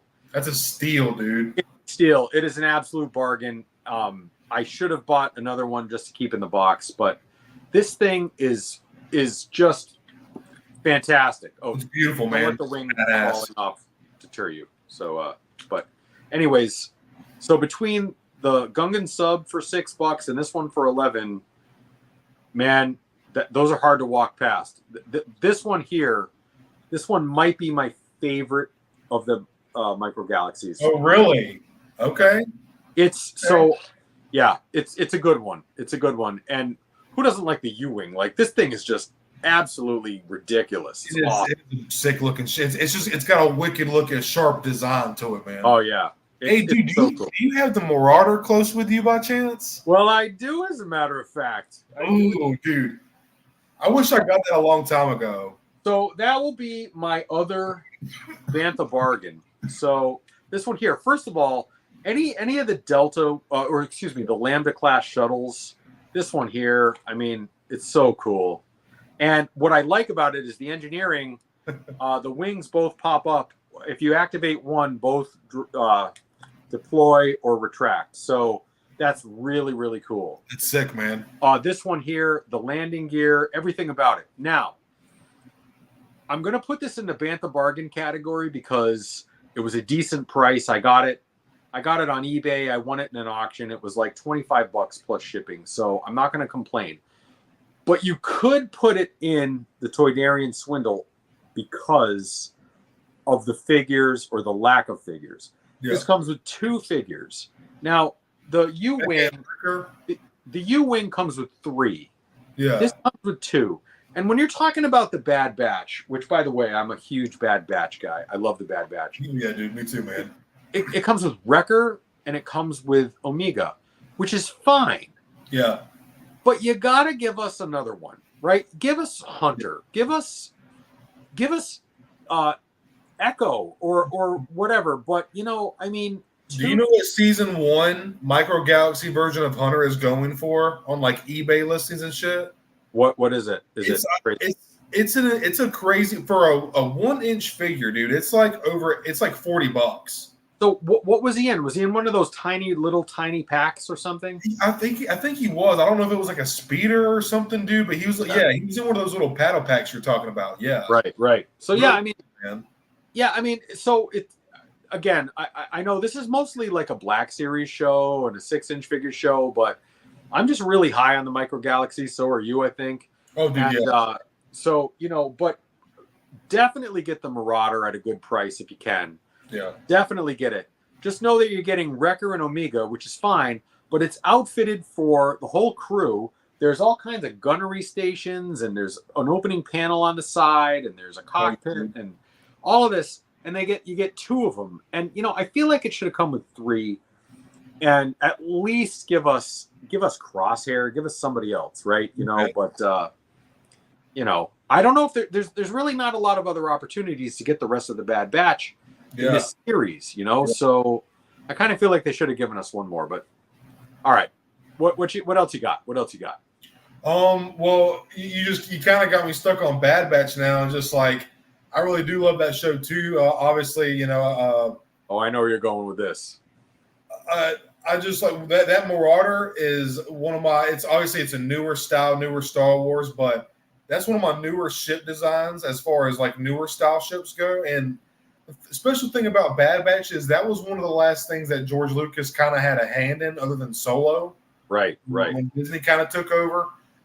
So the fact that was like, from his mind, a rogue group of clones that were like humanly enhanced in different traits, like that's just it's something kind of special to me, just because it's one of George Lucas's last kind of like little contributions to Lucasfilm or whatever, and also just like the brotherliness in that show, the good, the bad, the angry, the ugly, the funny, the happy, the sad, like seeing the brothers go through that. I lost my brother in 2022. That show, just like me and him loved the idea of that show. And in season 7 of Clone Wars, I can't remember if it was the beginning or the end, when they're working with Anakin in the 501st, and they show up all badass or whatever, and Rex is like, yeah, these are the guys we're waiting on. And then you got like, dude, I love Wrecker.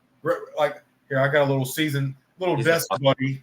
It came without his knife, so I just keep him on I have another one complete on my shelf somewhere, but Wrecker's my dude, man.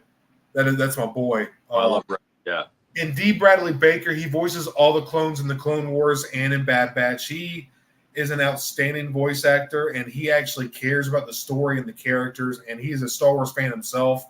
And like I said earlier, that's not necessary to have a good actor or story, yada yada, but like it gives that actor more credibility, and it just makes it more sweet when they're emotionally invested in it. Oh, definitely. Right. Yeah. It really does.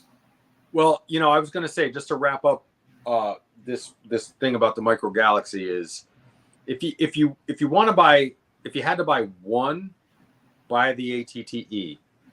Yeah, that thing. If you wanted, buy the ATTE, but get the U-wing, the Marauder, or the Ghost, and you won't regret it. But anyways. Yeah, it's funny that you say it real quick. I might be able. Yeah, I can take this one. Maybe. I actually finally moved my ships up, and I don't know if you can see that. I'm trying to. Oh yeah. I kind of hung up some of my ships, kind of like in the New Hope when Vader and the 2 TIEs are chasing Luke down the Death Star trench. And then I got a couple other ones hung up over here, like the LAAT and the Naboo Starfighter. Yes. Falcon right here. Then I got a couple more. I just kind of sporadically put them a little bit, man, but they just look so sick. How do you display yours, man? Because I feel like some of the ships take up a lot of shelf real estate, and I want to try to save it for figures as much as I can. So I decided. Well, I will tell you that stand by, because when we're done with the Armies of Star Wars series, I'm going to then reset the shelves and show you exactly how I display them. So hang in there. So yeah. So a couple more Bantha bargains I was trying to think of. Here, I'll take y'all with me real quick.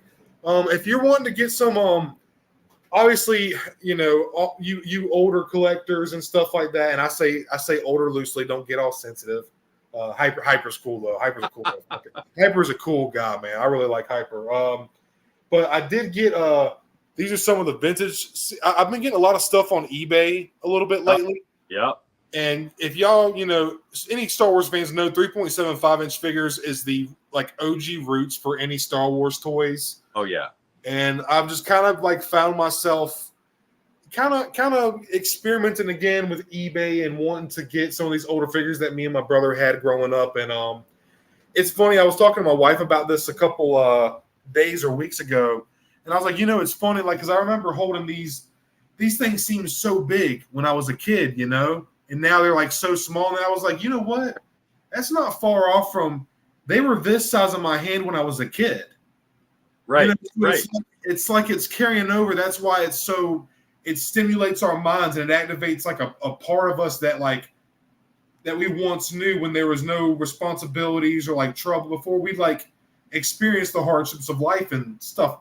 Everybody lives different childhoods and stuff like that, but you get what I'm saying. It's just, it's weird how the carryover, man, and it just, if you want some good figures, some old school 3.75-inch figures, definitely, hey, sorry, Brian. Hey, man, you old dudes are around for a reason now. I listen to my elders, man. I respect my elders, my friend. Don't you worry. Brian, I know, Brian. I know. He thinks anybody over the age of 30 is like wearing Depends undergarments, Dude, I'll be 30 next March. Chill, bro. Dang, bro. No, right? Man, crazy. It's crazy. Well, hey, I got a Bantha bargain for everybody. So I don't know if anybody likes to go to Ollie's as much as I appreciate that, man. I just discovered. I really appreciate that. That's a really sweet comment. Sorry, Hyper. My bad. That's okay. No. So I just discovered that I have an Ollie's within about an hour of my house. So I've made like 3 trips to Ollie's in the last month. And there's some great ones, especially if you're a guy who likes to do customs or something like that. But yeah, I got this one here. Now this is Bo-Katan, and this is the one that comes in the credit collection. And so it's got a little bit of a special paint job on it, but $9.99 on that gorgeous, absolutely beautiful card. Yeah, dude, that card is actually a little bit thicker, so it's not quite a G.I. Joe or a Marvel Legends card, but it is a little bit thicker. And it's got all the same features as the other Bo-Katan. So it's got the removable helmet, it's got the backpack, it's got everything.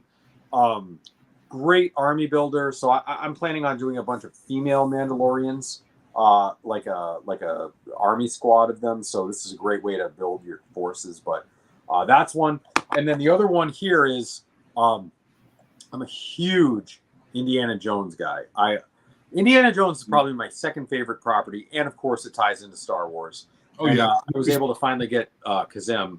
Oh, cool, dude. Nice. That adventure series is pretty wicked, man. That's really cool. So I have up there on my Black Series, in my Black Series library, I actually have an entire shelf of almost the entire collection of these. And we'll go through that eventually. But Kazem has been one that I've been trying to track down forever. And he's still on eBay for a fair amount of money. So when I saw him at Ollie's for $10, I grabbed him. And so oh, yeah, dude. I'm very happy about that. So that was maybe my favorite Bantha bargain, other than I told you I was at that comic book store not long ago.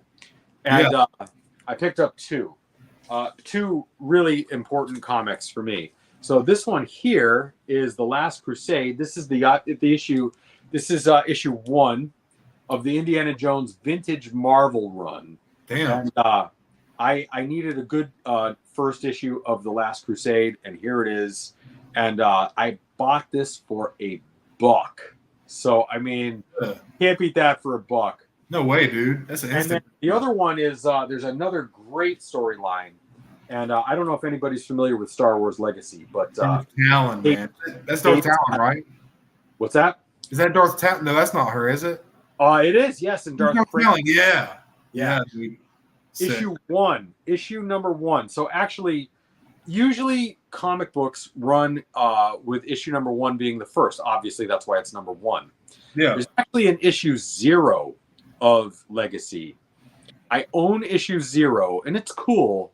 Yeah. But it really doesn't get into the story as much as issue 1. So I needed a new minty version of issue 1. I bought this for $4. Issue 1. Yeah. So And if you're into really cool Star Wars stories, and of course the 4-inch line delves quite a bit into legacy. They do Cade Skywalker, they do Darth Talon, they do Darth Krayt, they do all kinds of characters. So if you're into the 4-inch line, they've got those figures. Yeah. Hopefully the Black Series will delve into it, but this is one hell of a story. If anybody likes Legacy, let me know. This is a great storyline. So Cade Skywalker and is a really interesting character. It's about 120 years after the death of Luke. So yeah, it's very cool. So those are my Bantha bargains. So like under $7 for both of those comics, I was pretty happy. Yeah. That's awesome, man. That's pretty decent little bargains right there for sure. And then we had some fun Toydarian swindles as well. That's right. So, all right. So now we wanted to get into the chop shop a little bit. And I wanted to know in the comments what anybody is working on. Like, is anybody working on any custom figures or any custom dioramas or anything like that? Hey, I know you've probably been. We've obviously been like following each other and talking on Brian and Timbo and Watto's pages. And Troy, thank you everybody else who's tuning in as well. Really appreciate y'all. But I guarantee you, Timbo's been cooking up something, man. So I gotta tell you, yeah. So why so serious? Timbo Toys, Gen X Brian.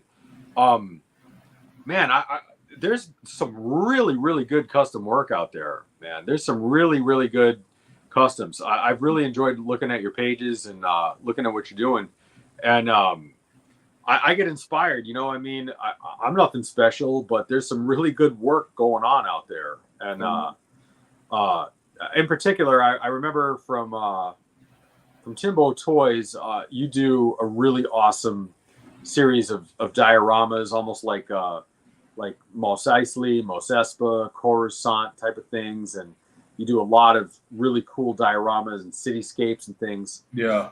And I was sort of like smitten with that. That was awesome.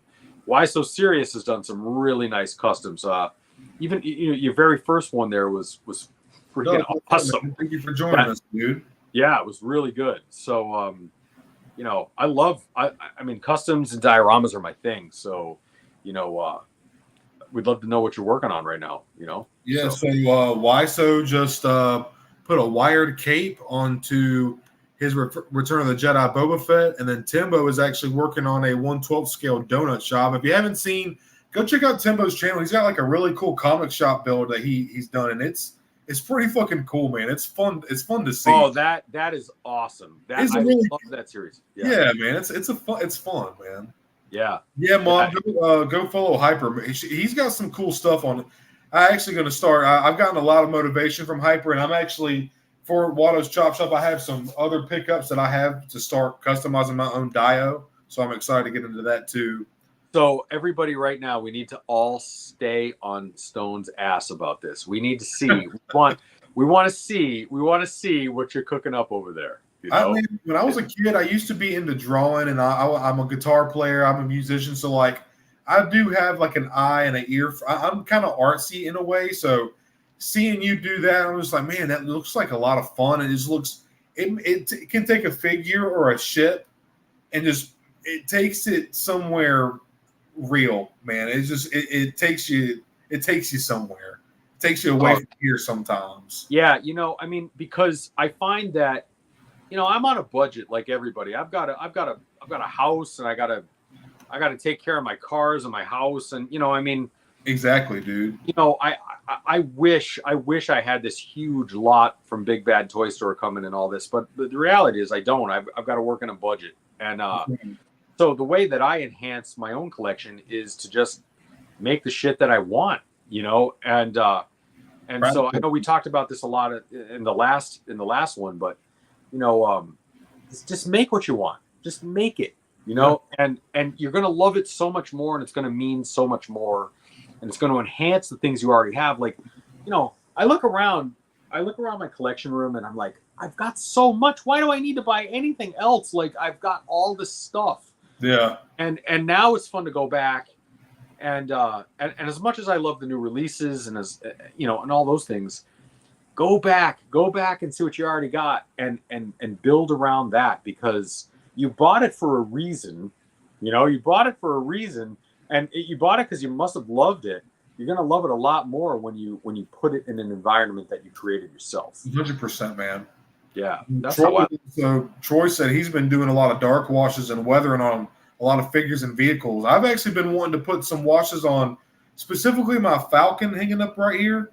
Right. It brings out all that paneling and all the extra sculpting details you don't get to see. I also did weather a Dengar figure up, just a kind of cheap figure just to practice on.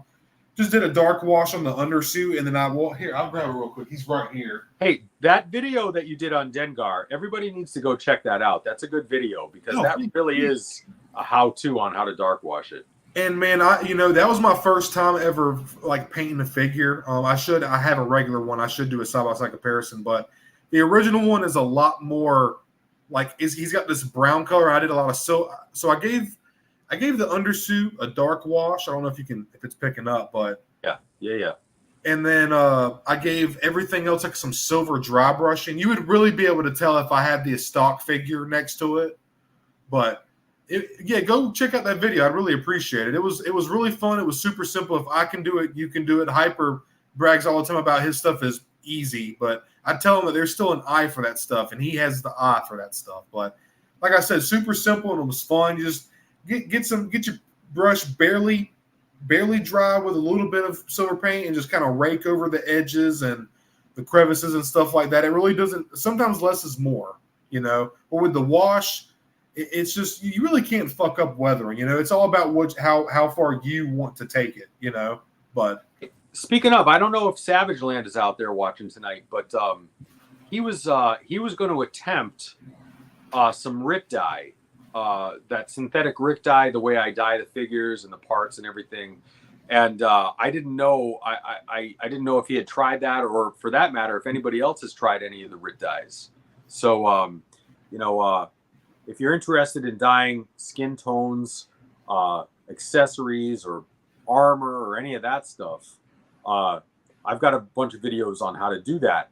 And I didn't know if anybody had tried it yet, and if so, I'd love to know how your success was. Just remember, it's the synthetic Rick dye, not the regular Rick dye. So you want to use the synthetic Rick dye, and then you can do all kinds of things with it.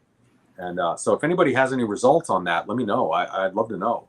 I haven't watched a whole lot of customizing videos, and I'm just starting to kind of dip my toes into it, thanks to you. But I've never heard or seen anybody utilizing Rick dye the way you do. And I just thought that was a very interesting way. And it's almost like less of a mess and hassle than paint. Way more. Yeah. He gets some, kind of not boiling water, but some hot water, and he puts the dye in it because he says that when you drop the plastic in there, it just opens the plastic, it opens the plastic up and makes it softer, and it makes the dye hit the plastic. It just dyes it harder.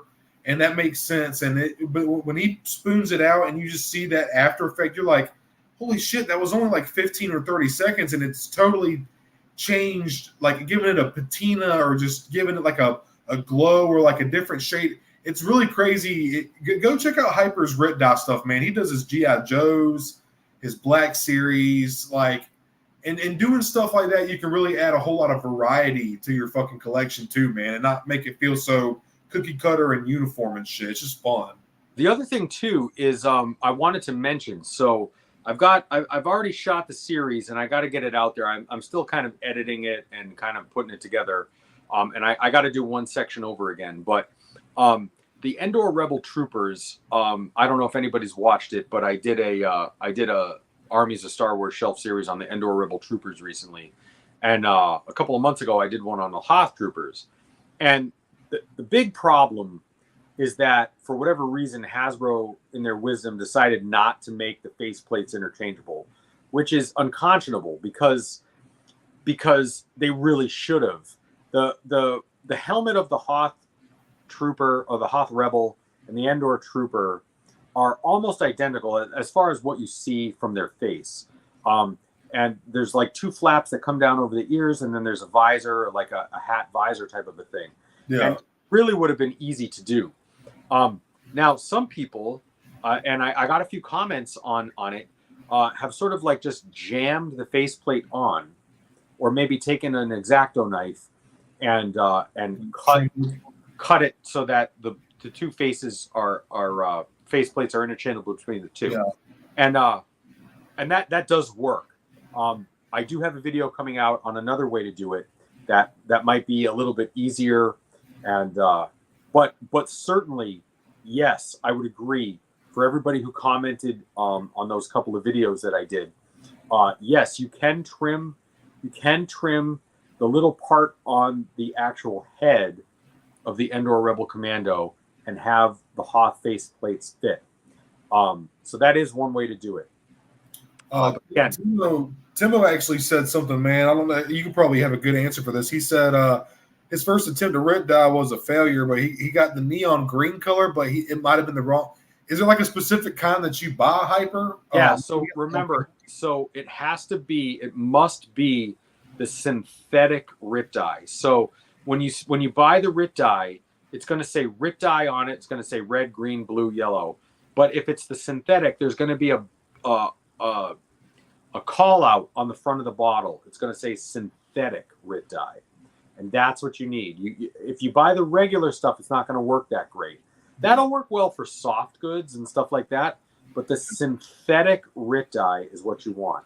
Yeah. And it's the same price. At least where I buy it, it's the same price. But you have to make sure, because that's what affects the plastic, because plastic is, of course, a synthetic. So you're going to want to use that. Yes, I have tried the regular RIT dye on the plastics, and it really doesn't work.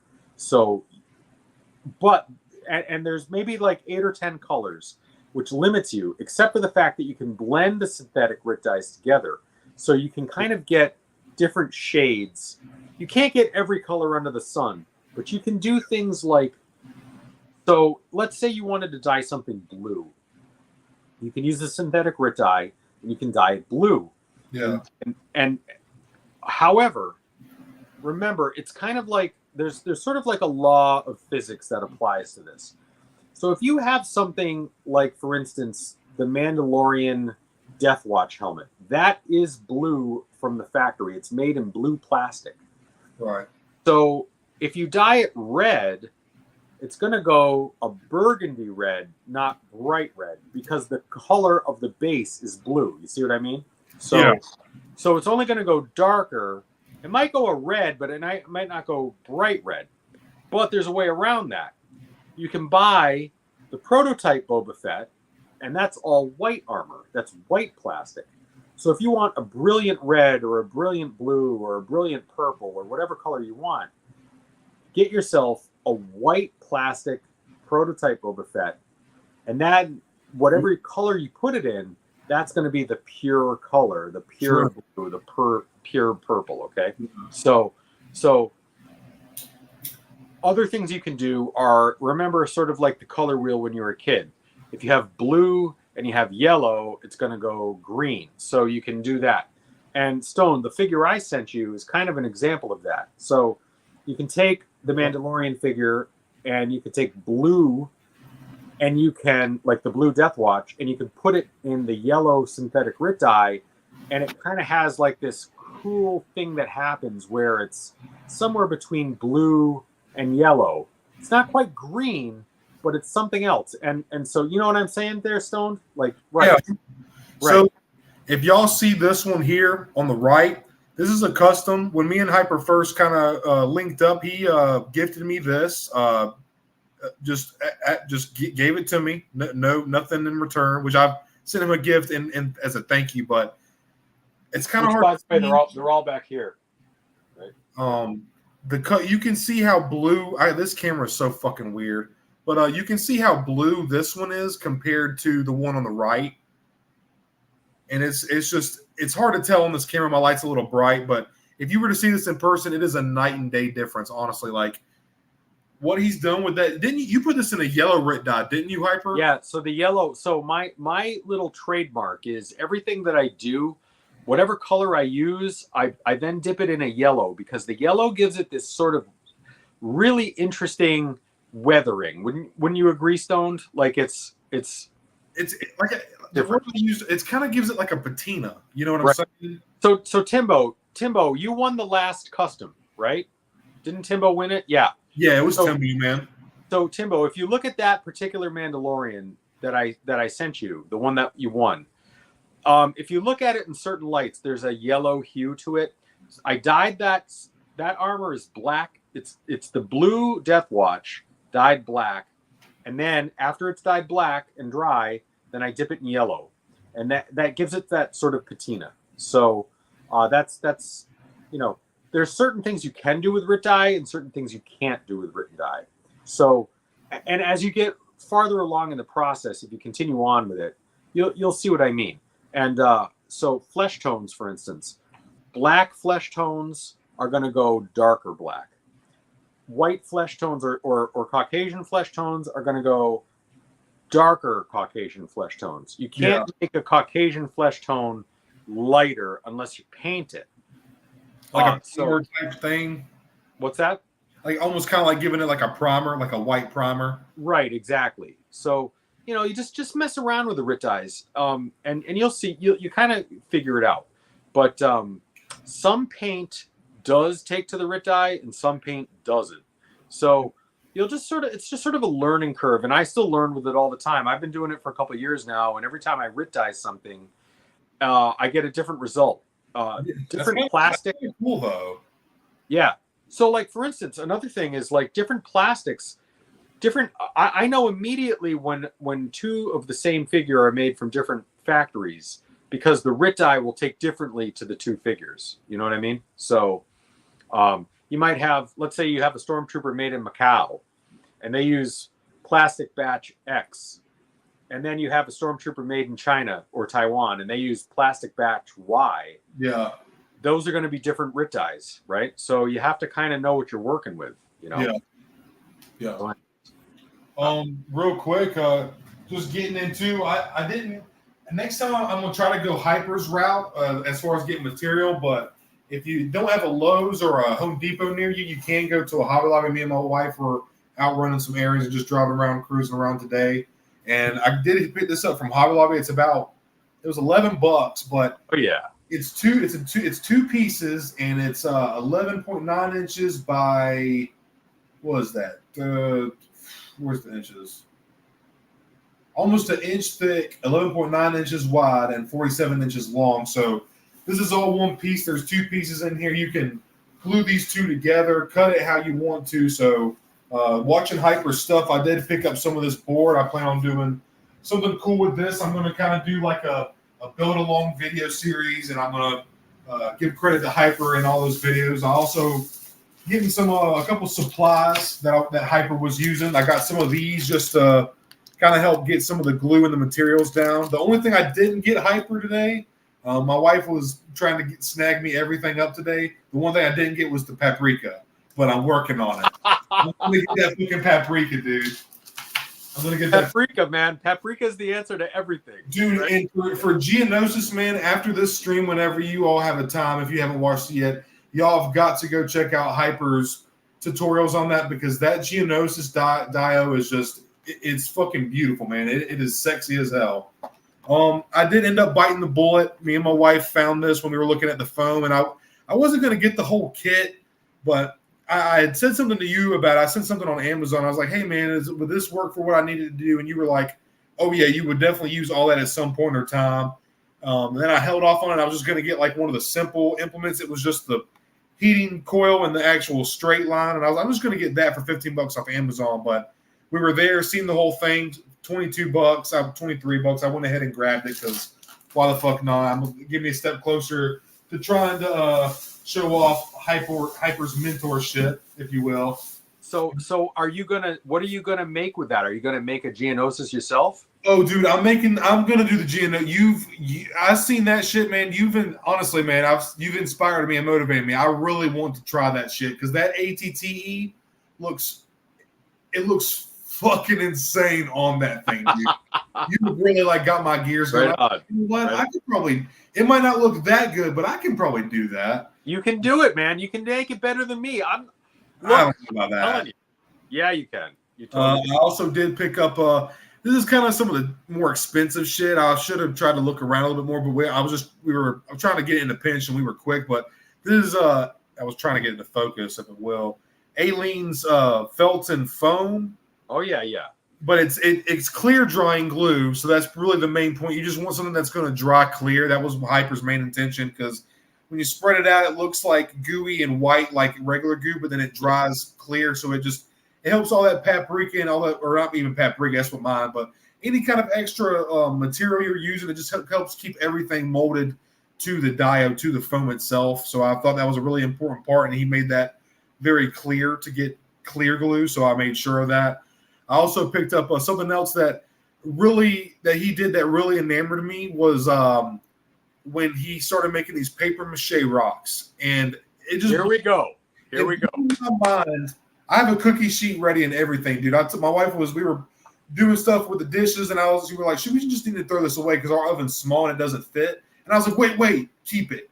I can use it for paper mache. Like that's right, you can. Like, okay, Cody, here you. So that's how I have my cookie tray sheet and everything, and he literally just used red and brown paint, was it glue or water, Hyper, with a toilet paper? So a little bit of both. You use use water. All you're doing is, it doesn't matter, because before you put the glue in, cheap 49-cent paint.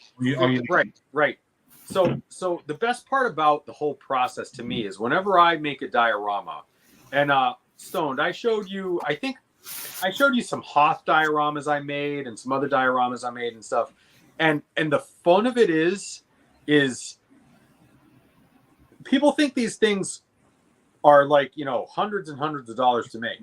No, you can make it for $10 or less. Like, you go to the dollar, everything you ever needed to make the most convincing movie quality diorama you can buy at the dollar store. And that's the fun of it. So once you learn how to use toilet paper, glue, and water, you can make anything you want. Like, it's unbelievable.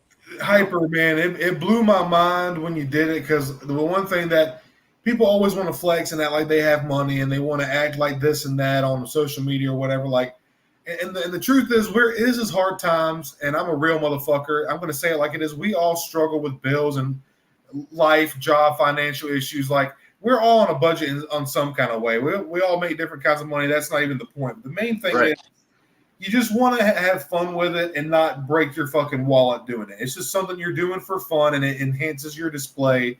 And I thought Hyper's whole thing about doing it on a budget, it just really appealed to me, because I don't want to have to spend crazy amounts of money on getting a 3D print. Well, I'm not cracking that. People who have 3D printers, they do incredible shit. Lance Peter Luke and incredible people, and very smart and creative, but I'm just not that level. And Hyper, I've talked with you about this, man. The OT, the original trilogy, that was all practical effects, man. That was little diodes as they were building little figure. The original Millennium Falcon was like 5 foot long. That was made out of like fucking Japanese car toy kits. Right. If you look at it, it's like you just see transmissions and exhaust. If you really look at the Millennium Falcon, next time you see the Falcon, try to look at it. You'll see Hyper, but some of you haven't noticed it. You'll see like the transmissions on the side where like the docking bay is, like the little exhaust tubes and shit for underneath the car. It's really funny.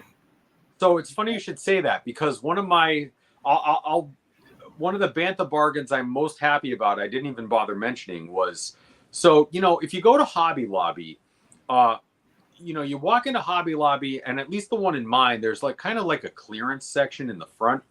And so I'm walking through the clearance section, and it had all these really, really awesome model kits, cars, trucks, Gundams, and all this stuff.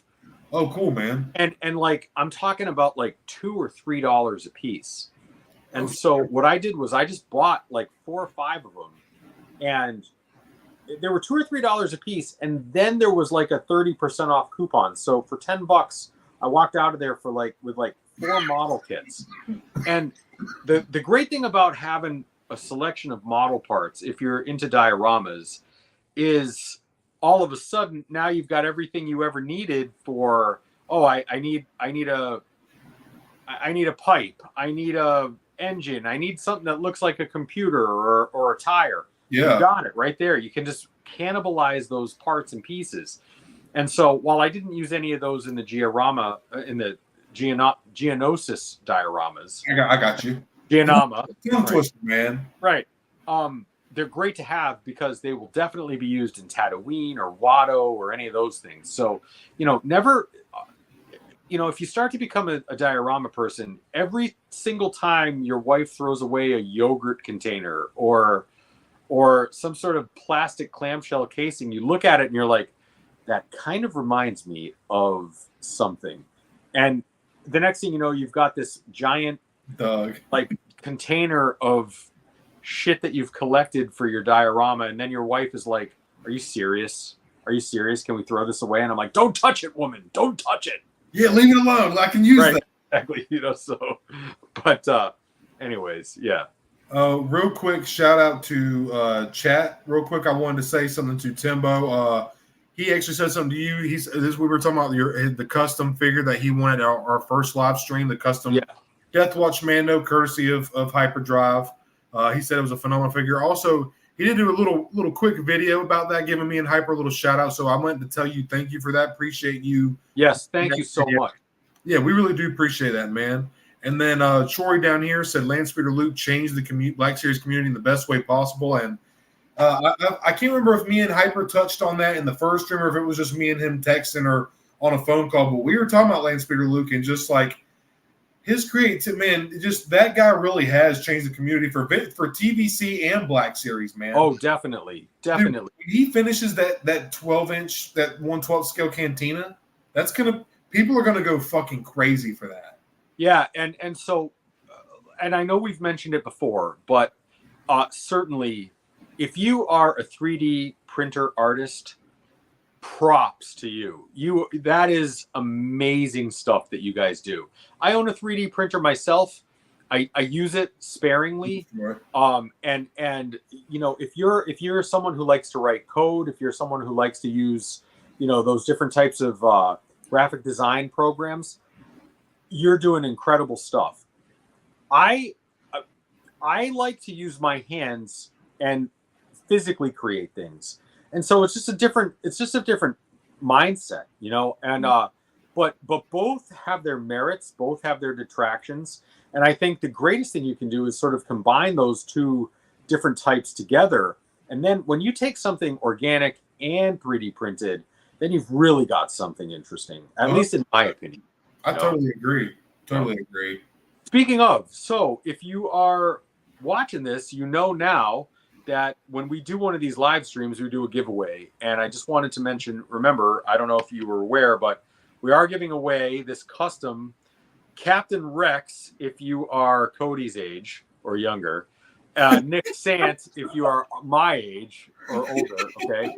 But this one has been custom writ dyed. So again, I don't know if you can see, but this neck peg and face have, I got to tell you, I think that the Hasbro team did a hell of a job. This is definitely Nick Sant. Yeah, man. Or Captain Rex. Like, I don't know how they did it, but they really did something special there. Because when you put the writ die on it, it all of a sudden turns into Captain Rex. Yeah, man. Oh, yeah. So, right. So that was just the Nick Sant face that came with the soldier. And so there he is. And then I weathered the whole figure, and I touched up the beard and put the weathering powders on it. But also, you're also going to get this display base. So this is the Endor one that I did. It's one of those rather simple ones. Yeah, that's cool, dude. That's sick. It's really cool. So, I like that. So if you take the Endor figure and put them on there, it looks pretty cool. Yo, all you need is fucking like fucking Wicket and Princess Leia on that thing, dude. Right. Yeah. Imagine the 3D printed like the little banister, from the little yarn bridges that they have. Imagine putting that onto that diorama with fucking Wicket. That would look fucking epic, man. So I know that Timbo has won one. I gave you one of those little. They're just a simple 90-degree angle display base.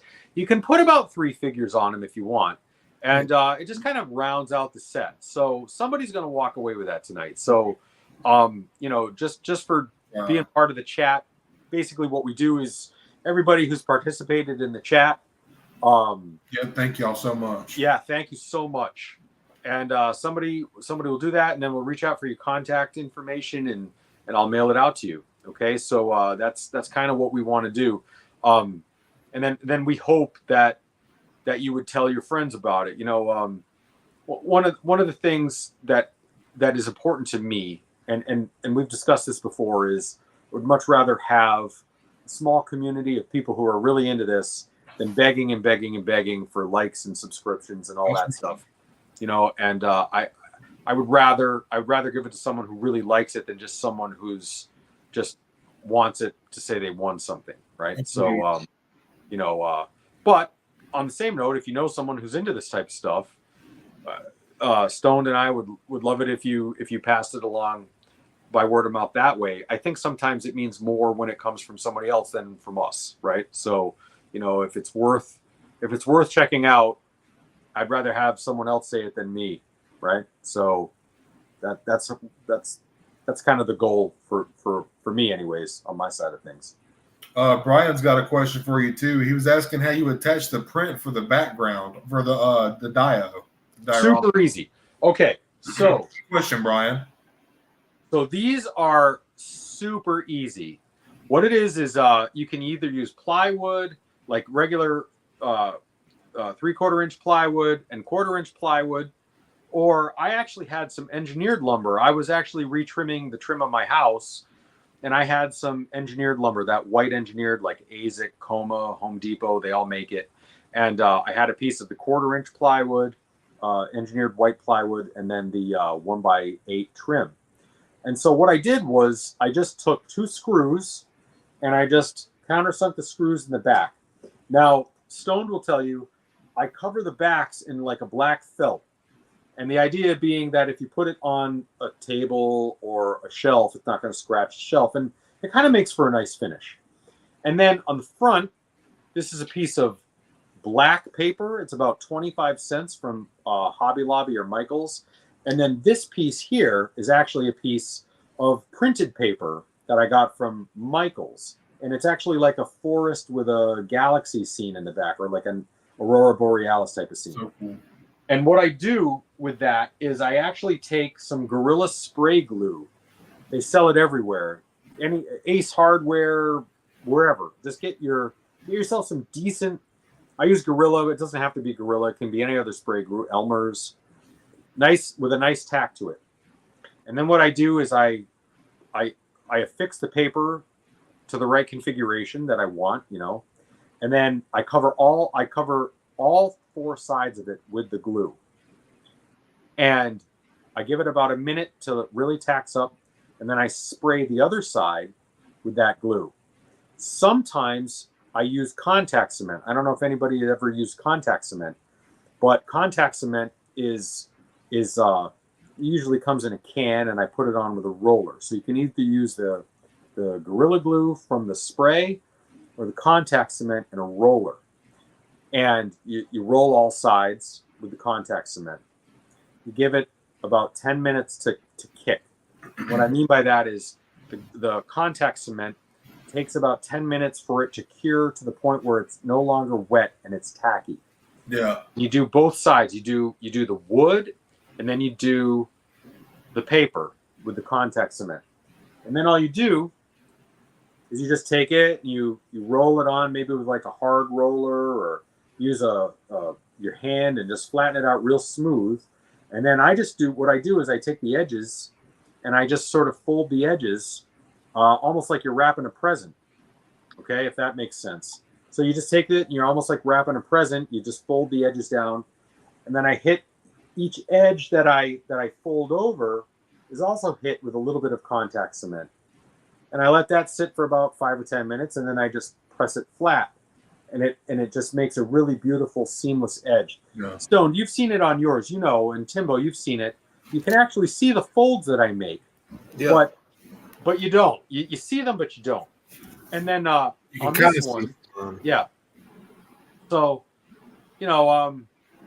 I would say for those of you who have these, it's a relatively professional-looking piece, and that's all just done with glue, either contact cement or spray glue.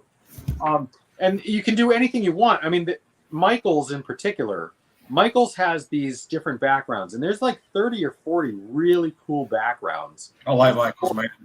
Yeah, they're great, and that's all it is. And then like I said, just spray the back or roll the back with, of both the felt and the wood, and then just affix the felt to it, and then cut the edges with a knife, and it just comes out real nice. Yeah, man. And I love that. Yeah, mine is awesome. If I need to move it around, it slide with that felt on it. It slides against the shelf real easy. I love it. Yeah, and that is so easy to do, man. I mean, you guys, if you ever have some scrap pieces of plywood or regular wood kicking around, any dimensional lumber, just cut it so that it's the same width.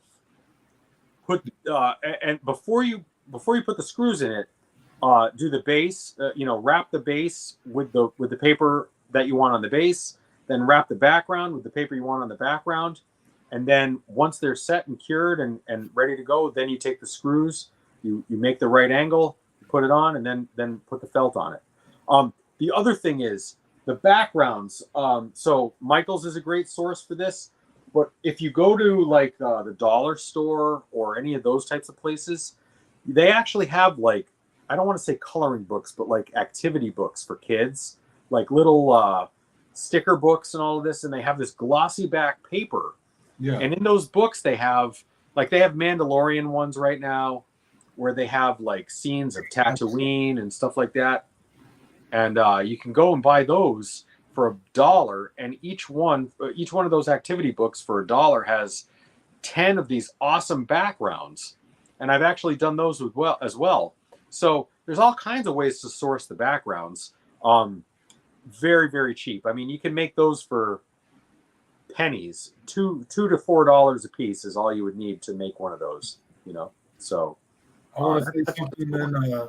I'm sorry. Go ahead. Hyper, my bad, man. Go ahead. No, go, man. I'm good. No, I was just wanted to address chat real quick. This is really cool. Matt Bryan is a very well-known guy in the community. He's really been growing.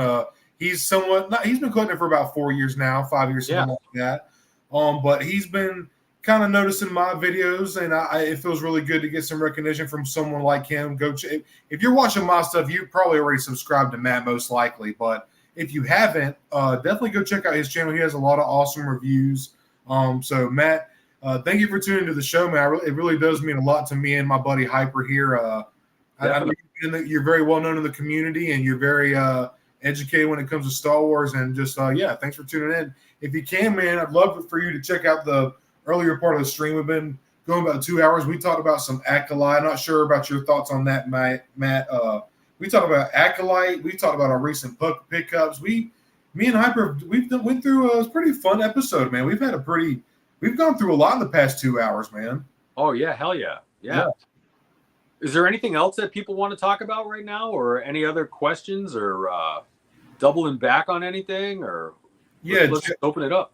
Chad, is there anything that y'all like want us to talk about, or y'all want to talk about with us?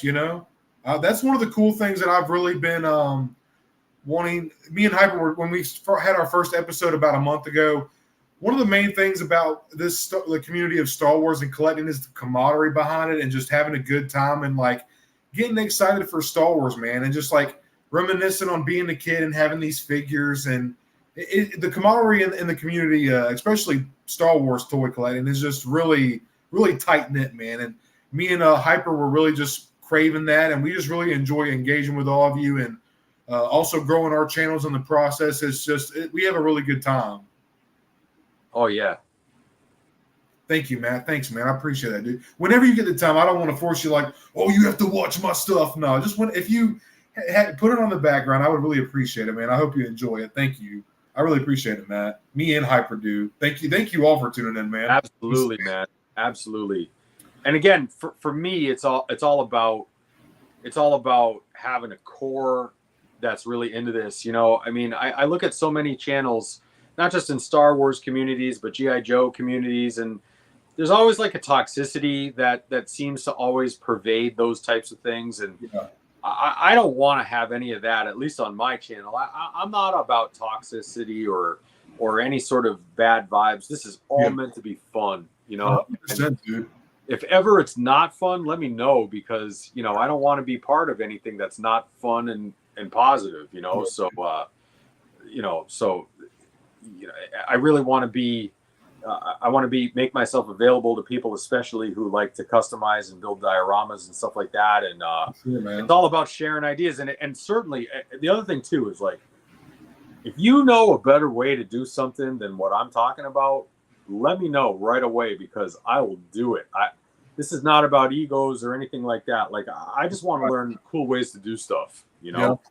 So I just want to talk about Star Wars and talk about these awesome, cool figures that make us all happy. We collect them for a reason, you know, and that's the reason why, what makes this even more enjoyable. You know what I mean? Hey, speaking of, I had a question I wanted to throw out to people. So, does anybody else? So, first of all, I got to give. I think probably the figure of the year so far is the Super Battle Droid. I don't know if anybody else feels that way, but Super Battle Droid is it's ridiculously awesome. Yes, right? It is. It's ridiculously awesome. I'm fortunate enough to own 3. I'd like to get the lucky number 7, you know, for my shelf. But I wanted to know, what is the better of the two? Is the single pack one better, or is the one that comes in the deluxe, or not the deluxe, but the 2-pack with 3PO? Which one is the better one? Because I've never seen that 2-pack one before. Oh, that thing is so awesome, man. Honestly, it may be, it's definitely for sure top 5 best of the line ever, and like ever in the history of Black Series. I agree, man. That thing is just. I was blown away when I got my first one in the mail, and then I'm like, oh well, there's the last shelf for the Armies of Star Wars series. But I didn't know if the one in the 2-pack, is it worth, you know, half, you know, is it worth building? Is it too different looking, I guess is what I'm saying, or would it fit in with the other ones, or does it have its own look, you know? So from what I don't have the 2-pack, because I was really bummed out that it didn't come with the alternate B1 head. It just had the C3PO head. That was right. I know. Seriously. Me and you talked about that. It was very well known in the community. Everybody was talking about it. It was a bit of a letdown from Hasbro for sure. A lot of people are saying the single pack too, man. And that was actually my answer. I think the single pack it's more of a like off the line. Yeah, like right. Line, clean look, and whereas the 2-pack, it's actually scene specific to when they're on the Geonosian, in the Geonosian arena, and that one battle droid falls on top of the C3PO. Right. Yeah. It's even got the blast mark on the back, and it's got the sand, that dot matrix weathering that they use or whatever. And now you were asking if it would go. I think it would, if you threw it in, it would definitely add some variety. But I think it would work if you threw it in with the clean ones. I've told you this, Hyper. I even said this in my Super Battle Droid review. This, as a kid, this was one of my favorite, if not my favorite of all time, droid design. I just love it so much. Well, you know, it's funny because I built those 2 Geonosis dioramas for the Micro Galaxy Squadron, and now I'm working on this one that's like a swamp thing, and it's really cool. It's coming out really cool. But right in the middle of building that, I got my first couple of super battles, and now I want to go right back to Geonosis. I want to build another one in the arena, because I'm like, oh my God, this is the coolest figure I've ever seen. And you know, so I think probably when I do this swamp thing, which I think everybody will like, I think it'll be good.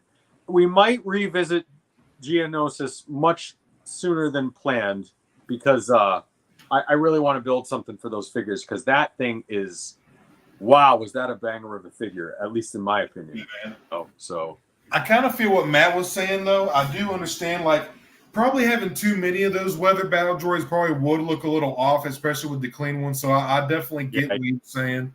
And he also said something. Hyper, did you get the Droidica yet, man? No, I do not have the Droidica yet. Come on, man. No, I know. Seriously. You're going to love it, dude. When you finally get it, you're going to fall in love. The engineering on that figure, man, is – I'm glad. It's weird to say this. I'm glad the Droideka took this long because I think if it had come out any sooner, it wouldn't have been right. I feel like it was, as far as the technology has come with figures and stuff, I think that Droideka and that Super Battle Droid, the Super Battle Droid is perfect in every way, man. But the Droideka is damn close. This reminds me. So you and I were talking the other night. This is a segue into one of the sections I want to talk about. So I'm gonna throw this out to chat. Okay. So, and Stone, be my eyes and ears on this. So in case anybody says something. So I have one final shelf that I'm building for the Armies of Star Wars series, and it's if you haven't watched, it's just basically I take a shelf and I put 7 character on it, and so I wanted to know what would be the last Armies of Star Wars. I have everything planned out and ready to go, with the exception of the last shelf. Should it be Jedi, an army shelf of Jedi? I'm going to take pit droids off the table because of this nightmare. That was a bummer. That sucks. Right. Jedi. Should I do B1 battle droids? Ooh. Jedi or shore troopers? Man, so I'm going to throw that out. I'm going to throw that out to everybody. What's the last shelf on the shore trooper? That's a good figure. That is a good. I slept on. I got one from my comic book store for $750. I slept on that figure, dude. That is a cool freaking figure. It is a cool figure, right? It really is. So cool shelf, dude. Yeah, I would love to do one. I also have a couple of SH Figure Arts shores that are really great, but well, my mom says Jedi. She said you should do a Jedi shelf. Jedi. All right. Doug says Cantina Band. Hey, you just need 7 of them, man. That's Doug says that? Yeah, Doug Smith. Hell yeah. Okay, so Doug, I am so with you, man. I am so with you on that. It's the only reason I'm not is because it's like the band, and I might get 7 of them anyways. But yeah, man, I'm feeling that for sure. I've seen 7 of the modal nodes. It does look pretty cool. Yeah, it does look pretty cool. Yeah.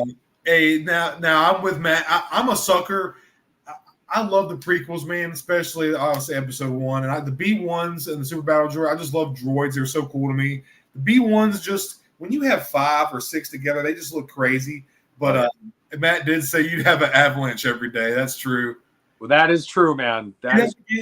Hyper, you ever fucked with a blue tacky before, or blue tack? So no, because I buy the so believe it or not, here's a great little hack for everybody. If you go online and buy the plastic stands that fit the vintage Star Wars Kenner figures that keep them from falling over, they actually have the same almost identical peg as the Black Series. So I use the vintage Kenner ones for my Black Series figures. And they're not any sort of name brand or anything. You can just buy them. And I buy like a lot of black or gray. Cool. And then, you can buy like 25 or 50 for like 10 or 15 bucks or something like that. So they work great for the vintage collection, not vintage collection, the vintage Kenner. And those also fit perfectly into the other ones. In fact, let's see. Hold on, I'll be right back. Yeah, do your thing, man. Timbo, I'm gonna get to I'm gonna get Hyper can't see the comments, so I'm gonna get him to answer your question here. I know I've seen some of your Marvel comics, Star Wars comics too, man. Real quick, Hyper, I'm sorry to interrupt you. Timbo had this question earlier in chat, and I was waiting for a good time to. He was asking if you've ever tried putting your comics in front of your Black Series collection in Mylar. I'm not familiar with what that is. It smooths the look out, and you won't see any wrinkles in the books. Do you know what that is, Hyper?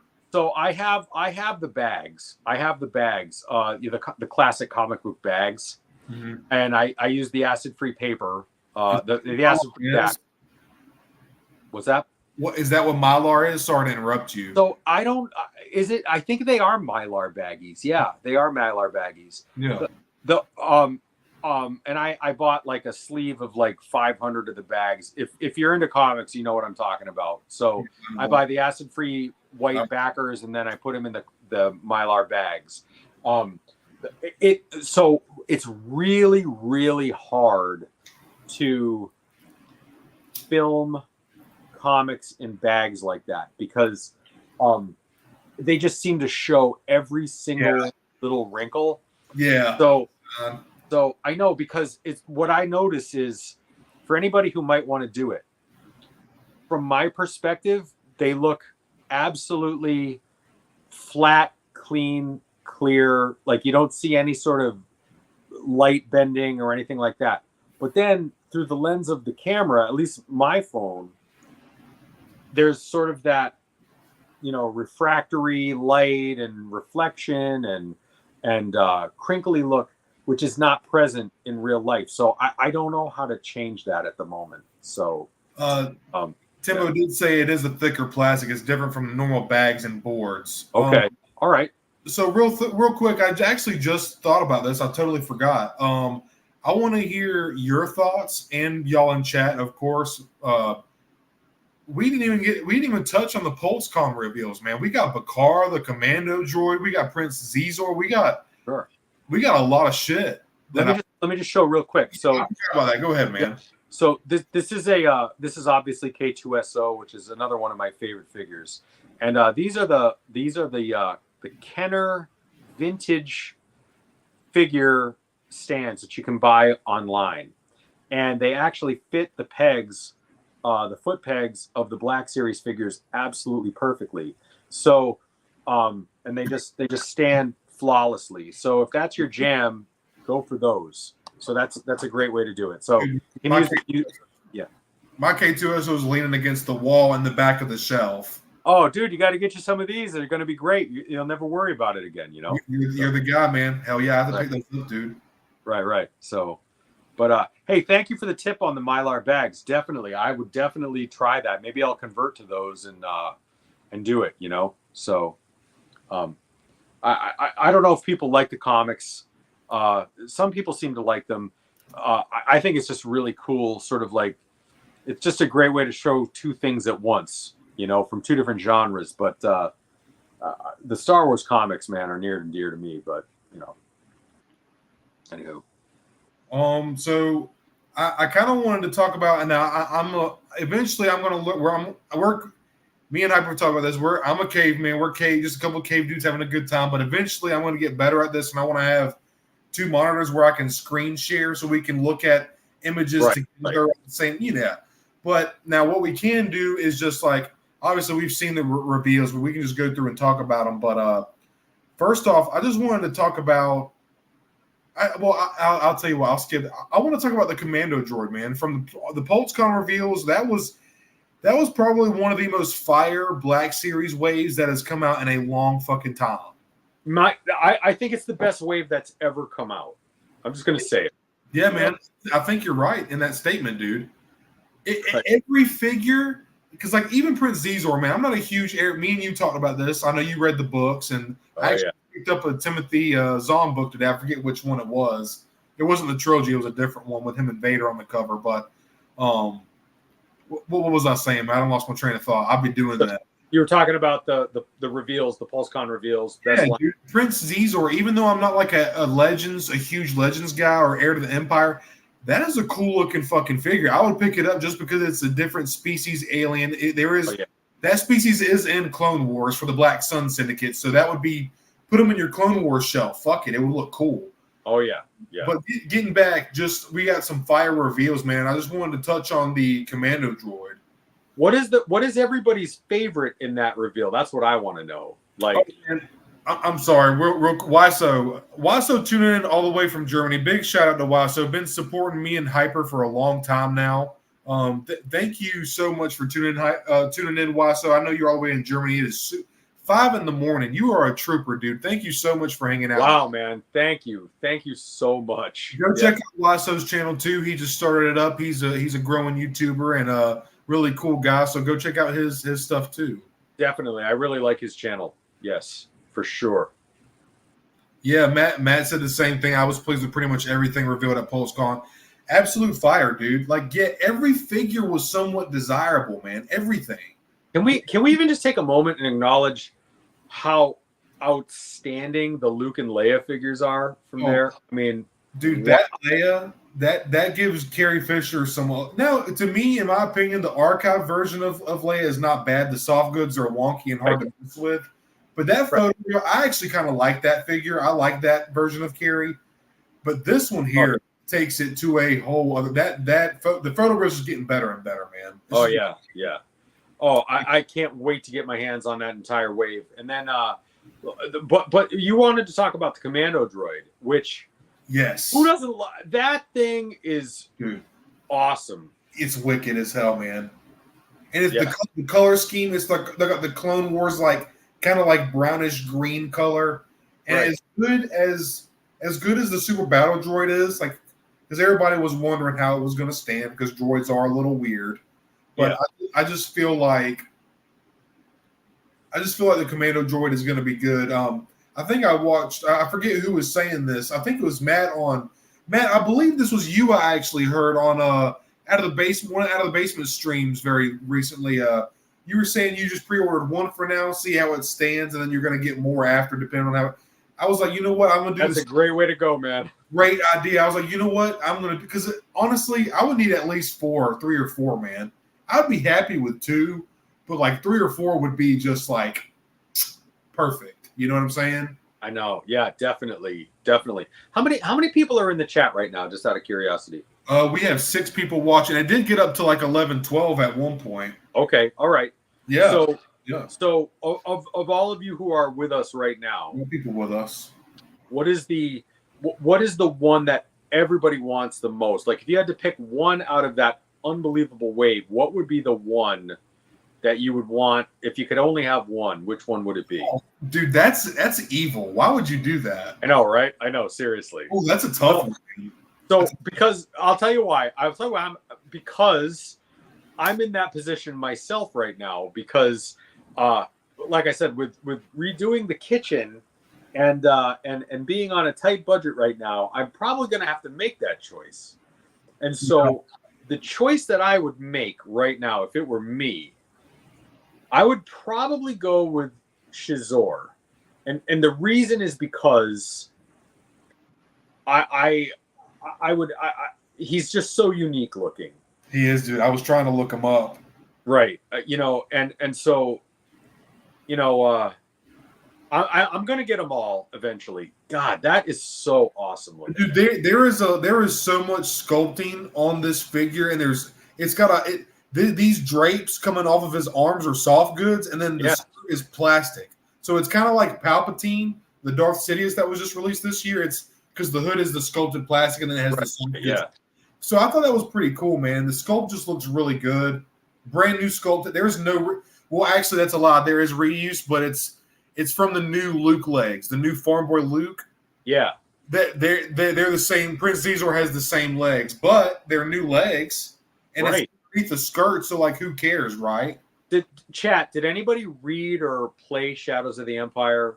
That is, because if you haven't, that is an awesome, man. That would have been the movie. That would have been a movie right there. That would have been a great movie. The book is awesome. If anybody's ever read that, I think everybody would agree. Dash Rendar is one of the coolest characters in all of Star Wars lore. And what they did, what I thought was really cool was, of course, it takes place between Empire and Return of the Jedi. And so Han is on Jabba's wall in Carbonite, and they're all trying to rescue Han. And Dash Rendar is almost like a Han, but he's very much like a Han. But he was actually at the Battle of Hoth. He was one of the Rebel Snowspeeder pilots off screen. And he is kind of like this hired gun. And I always loved the premise of that. Like the Rebels are almost like a Cassian Andor. Like he'll do what he's got to do, but he's going to do it for a price. It's almost like they're hiring out mercenaries for like a good cause. Right, exactly. And so because of that, it made him pretty interesting. Timbo played Shadow of the Empire. Okay, Timbo remembers. All right, there you go. Hey Timbo, what you mean? What figs were in it? You talking about in the wave, man, or what you mean, man? I'm a little lost. Earlier, Matt Bryant, we were talking about George said, anytime with droids, it's always a concern with the knees and ankles, just because most of the time droids are a little more skinnier and petite because they're robots, they're CG, whatever. Right. But they've definitely come a long way. Matt said the new Luke is overdue. Oh, the commando droid. That's what I was just now pulling up. And it's really cool too, man, because I know this is really like redneck as hell, showing it off. But one day I'm going to be able to pull it up on here. Y'all give me some time. I'm gonna get better. We're gonna get better at this, I promise. But redneck as hell, dude. This thing is just. I am so excited. This was in my top 10 list. I didn't get to film it yet, and this came out, so I don't even know if I can include it now because it's coming. But the fact we were talking about if this was going to come in the line, the community was, and we were speculating whether it would come with the Vibra sword or not. And does anybody kind of feel like, okay, this is going to be a hot button, I'm pretty sure, but like, I for one, man, I feel like this year we have been really overrun with awesome figures, but yeah, does anybody else want Hasbro to slow it down just a little bit? Just slow it down so that we can all find these and buy them and like, dude, oh my God. Wallet is hurting, man. It's really hurting. Yeah. Like, it's at the point. I feel like an addict, like a fiend, man. Right. Exactly. It's plastic crack, dude. We know it is. I know. It can't help. Somewhere around 2022, I started to jump off of the I must have it immediately wagon. And I've now started to sort of go, okay, what do I really, really want? Yeah. What do I really want? Because I'm not buying everything anymore. This is the exception where I'm going to buy all of them from this wave, I think. Yeah. But the last several waves, I've picked maybe one out of each wave, and like for instance, they released the same Din Djarin figure twice, Glavis Ringwald and then the other one, and I'm like, I can't tell the difference between the two. I'm not buying it. You know what I mean? Like, yeah. And it's an awesome figure, but I don't need two. So yeah. But it's a little bit scummy, honestly, and people have talked about this before. I love the Glavis Ringworld Mana. That to me, that's probably among my top favorite ever in the blacks. Not sure. Best, or actually, it is the best, but one of my favorite. But the fact that they're going to take that same exact mold and figure and then like give it an upgrade, like give it a soft goods cape and give it the jetpack and give it the dark saber, give it everything it needs. And then this is the Minds of Mandalore version. I have two of the Glavis Ringworld, one in box and then one loose on the shelf. But like this one, the Minds of Mandalore version comes with the old piece of shit. It's a cool sculpt. It's cool looking, and it would work on another figure. But like to get it to sit natural, it's hard to even get it to where you can like put the rifle in, the jetpack holes. Like you're not putting that jetpack on with this cape. It's not happening. And right. So the fact that they went in and packed it with a soft goods cape and then still went back and like take this to the same mold and then threw this same. Why not just throw the soft goods on this one too, where it doesn't come with the jet? Like, I just don't get the point of including it without the jetpack and then putting this hard goods. I know. Yeah, I just don't get it. It's like what they did with Shin Hati, and you're like, just give me the cape the first time. Give me the cape. Dude, exactly. It's very scummy, man, when they do, because you got these collectors like ourselves, like we'll put in pre-orders to try to like pay full price for these figures and support the line because they're new sculpts and this and that, and then y'all do shit like that. Y'all release the same figure, and the thing with Balin and Shin, it was less than 2 months later. I know, yeah. They did the single release and then pipeline the ones with the soft goods. Like that's just like, so we have to pay $25 again just for a 6-inch scale robe. That's not really cool. That's kind of just slimy. Speaking of, is anybody else ready for Ahsoka season 2? Because I am. I'm ready for that. That was a fun story, I thought. I don't mean to be a kiss ass for Dave Filoni, man, but like, because I know people disagree with some of his decisions and stuff, but just him having worked so close with Lucas and him being a fan of Star Wars in general, and I actually grew up watching Avatar: The Last Airbender. Oh yeah, and he worked on. He was an artist on that show. He's a very good artist. But that being him moving on to Clone Wars and starting this up and then working with George Lucas, I just feel like he's the right guy to carry the torch. I don't mean to be a kiss ass and be like, oh, he's the savior of Star Wars. Like, no.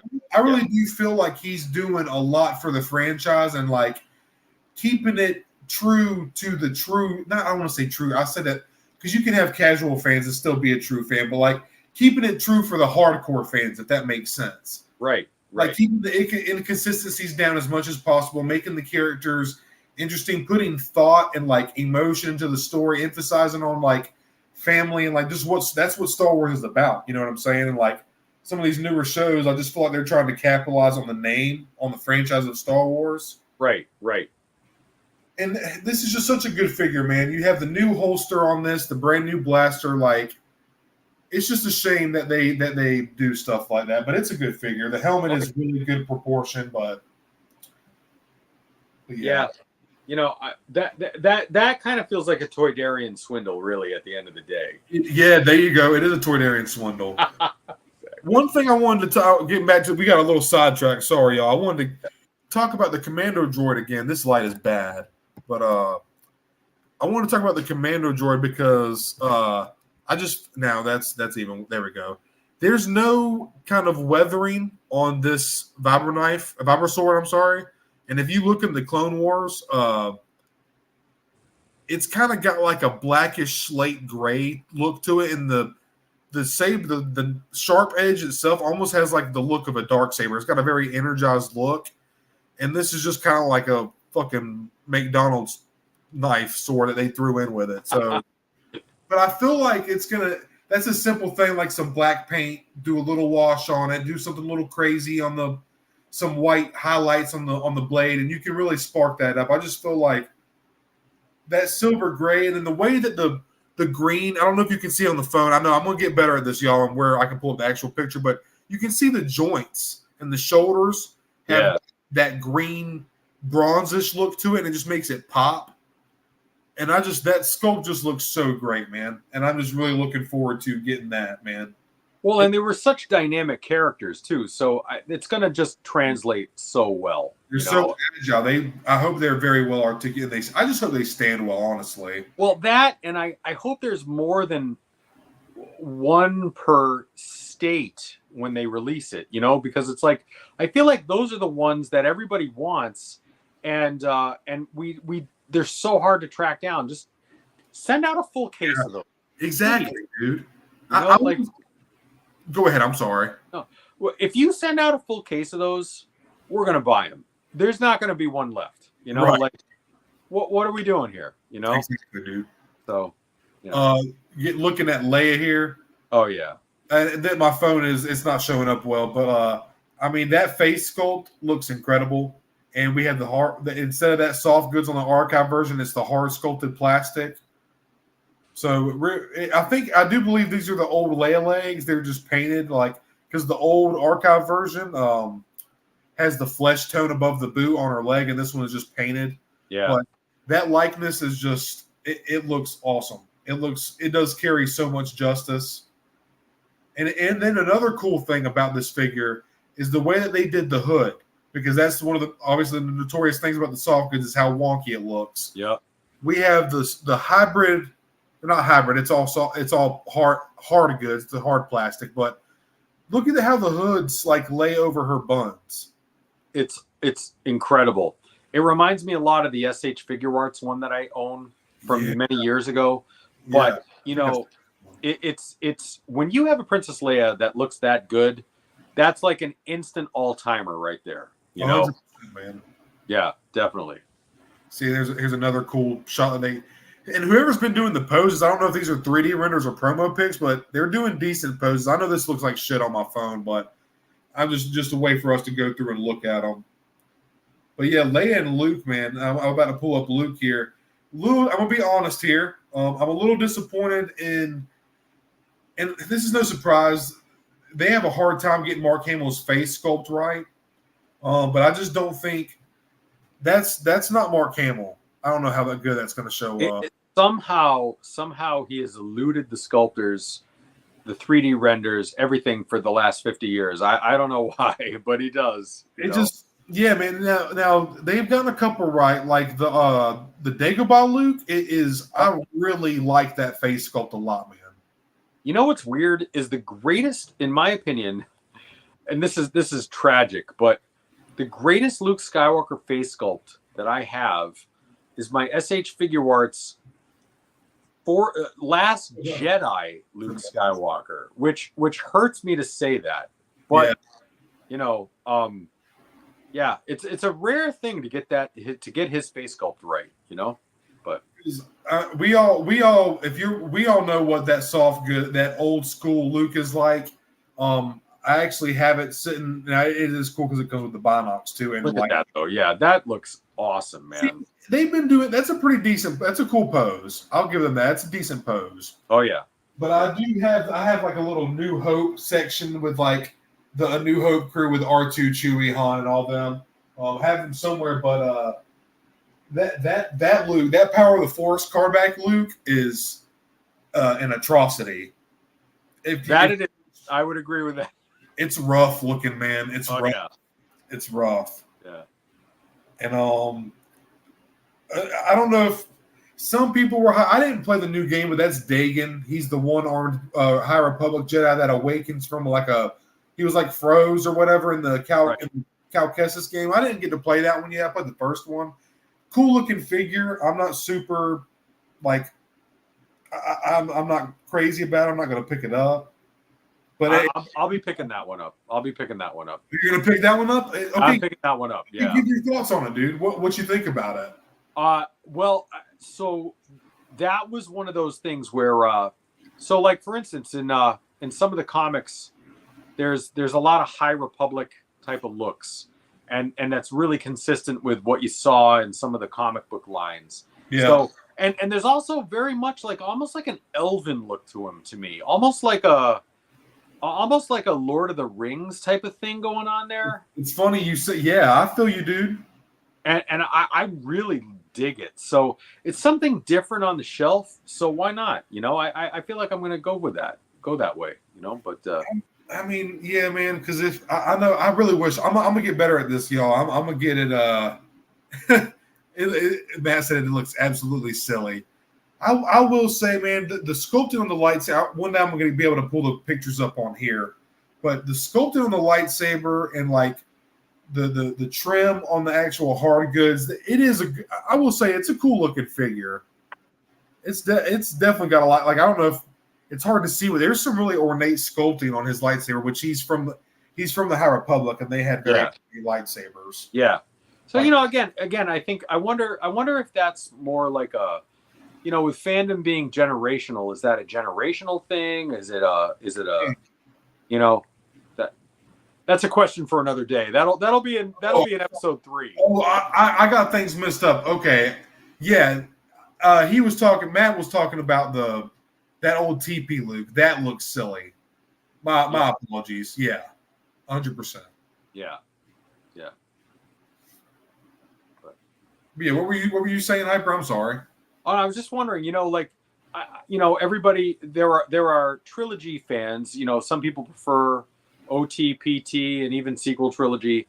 But, when it comes to things outside of the movies, and I would include even the newer Disney movies and TV shows, when it comes to video games, novels, all those types of things, then, you get into sort of generational, like my 3 sons, for instance. Yeah, they're so much more familiar with the video game characters than I am, because I'm not a video game guy, but I'm a novels guy. I read the novels, so they can't relate to those. So it's fun to see how Hasbro, Hasbro's many things, but I do appreciate now and then they delve into something like the Zahn trilogy or an obscure video game or something like that. Yeah, I do appreciate that, and it feels like they're doing that more lately, and I'm excited for that. Hell yeah, man. Yeah. So, Matt's here saying Dagan looks cool. Yeah, my apologies. I was, but I mean, everybody has their opinion. I do not judge. If you think Dagan looks silly, there were some people that didn't like him. Yeah, 100%, man. He does look cool. He's definitely an interesting. He definitely looks the High Republic part. Oh Now, yeah. now Hyper. This one here, dude. What you got? Who do you think I'm about to show you next? All right, let's see. We did the commando. We did This one's what is the last one? I can't remember the last one. Yeah. What you got? Bacara, dude. Oh, come on now. Revenge of the Sith. Oh yeah, come on now. I mean, that might be okay. See, I've said it every time now. That might be the best one, dude. The extra deco pieces over the helmet and the straps. It is soft goods, comma with that purplish burgundy.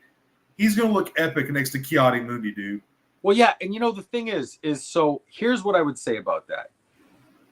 As much as I love Bacara, I really love the Galactic Marines, dude. So that is like the harbinger of the Galactic Marine to come. Yes. You know what I mean? Bro, you literally took the words out of my mouth. That was literally the next thing I was about to mention. Now, because of this, like you said, this is like a gateway to the Galactic Marine. It's the gateway to the Galactic Marine, right? Just the potential here. Imagine 3 or 4 Galactic Marines standing behind him with like Ki-Adi-Mundi facing them. Like that would just look insane, dude. So exciting. That whole scene. The Ki-Adi-Mundi scene in Revenge of the Sith, one of my all-time favorite scenes in all of Star Wars. So, to recreate that finally is going to be a moment. Dude, 100%. That is like one of the most crucial parts of Revenge of the Sith because he's the other than Mace Windu, Ki-Adi-Mundi is the first one that gets turned on, right? Then it goes to Aayla Secura. Aayla Secura, right, and then Plo Koon, Yeah, I think he was like among the first scenes in Revenge of the Sith when Order 66 was going down. Right, exactly. So, yeah, Bacara was one of those clones where it was you wanted him the minute you saw him, and even in the 4-inch line, they gave us this weird action features. Bacara 20 years ago, and they never really revisited him. And I thought of all the clones, that's the one everybody wants, Yeah, so, sure. Finally, it only took 20 years. Yeah. And man, like I kind of said about the Droideka earlier, I'm kind of glad it took that long because now that it's on this 2023 body with the bigger O-ring shoulder pads, the butterfly joints, floating knee pads, it's just that 2023 clone trooper, the phase 2 and the phase 1 is close. I just prefer the phase 2 look. Yeah. Those phase 1 and phase 2 troopers are like some of my favorite figures other than the 2020 Stormy. Oh, definitely. Yeah. Those 3 are like just like cradles of the Black Series, in my opinion. You know what I'm saying? If you're going to have a Black Series collection, you have to have those 3 figures, in my opinion, Speaking of to the chat, does anybody else like the Remnant Stormtrooper as much as I do? Because, man, I love that figure. I love the Remnant Stormtrooper, and it's a hard figure to get. And I've been trying to build a little squad of them. And holy shit, those things go for a lot of money online too. But the Remnant Stormtrooper with that dot matrix weathering, I know it's not everybody's favorite. Yeah, but I dig it. I really like it, and I didn't know if anybody else did or not. So, There's some people that talk shit about it, and I can see why because like people call it the toasted marshmallow trooper. Yeah, right. And I can get that, but then when I see it on some people's shelves in the right setting, man, I think it looks right. I think when people are trying to compare it to the original Stormtrooper, and you can't. It's a stark white, shiny gloss white trooper. It's not that. But like, it does have a toasted marshmallow look, but that's just people who are just. You got to take things to such a literal level. I think it's honestly a cool figure. I'm not a fan of the dot matrix weathering. Mm-hmm. I really wish that I would rather pay $3 or $4 extra for people to have somebody put an actual wash on the figure, but. Right. I really don't think it's as bad, like you saying. I don't think it's as bad as people make it out to be. Well, I really like it, and when you turn it into a sand trooper and you put the Jedha Patrol pack on it or something like that, it looks so cool. And it's funny because the Jeddah Patrol Sand Trooper goes for about $20 shipped all day long, and that's a clean white stormtrooper that could pass for a sand trooper all day long. And then you get the remnant stormtrooper that nobody likes, and it sells for $35 plus shipping, and you're like, Yeah, wow, man. for a figure that nobody likes, it sure is expensive, you know? That's funny that you say that. That's what Matt was just saying, man. He was saying he was just gifted one. I actually watched that video, Matt. I think I commented on it.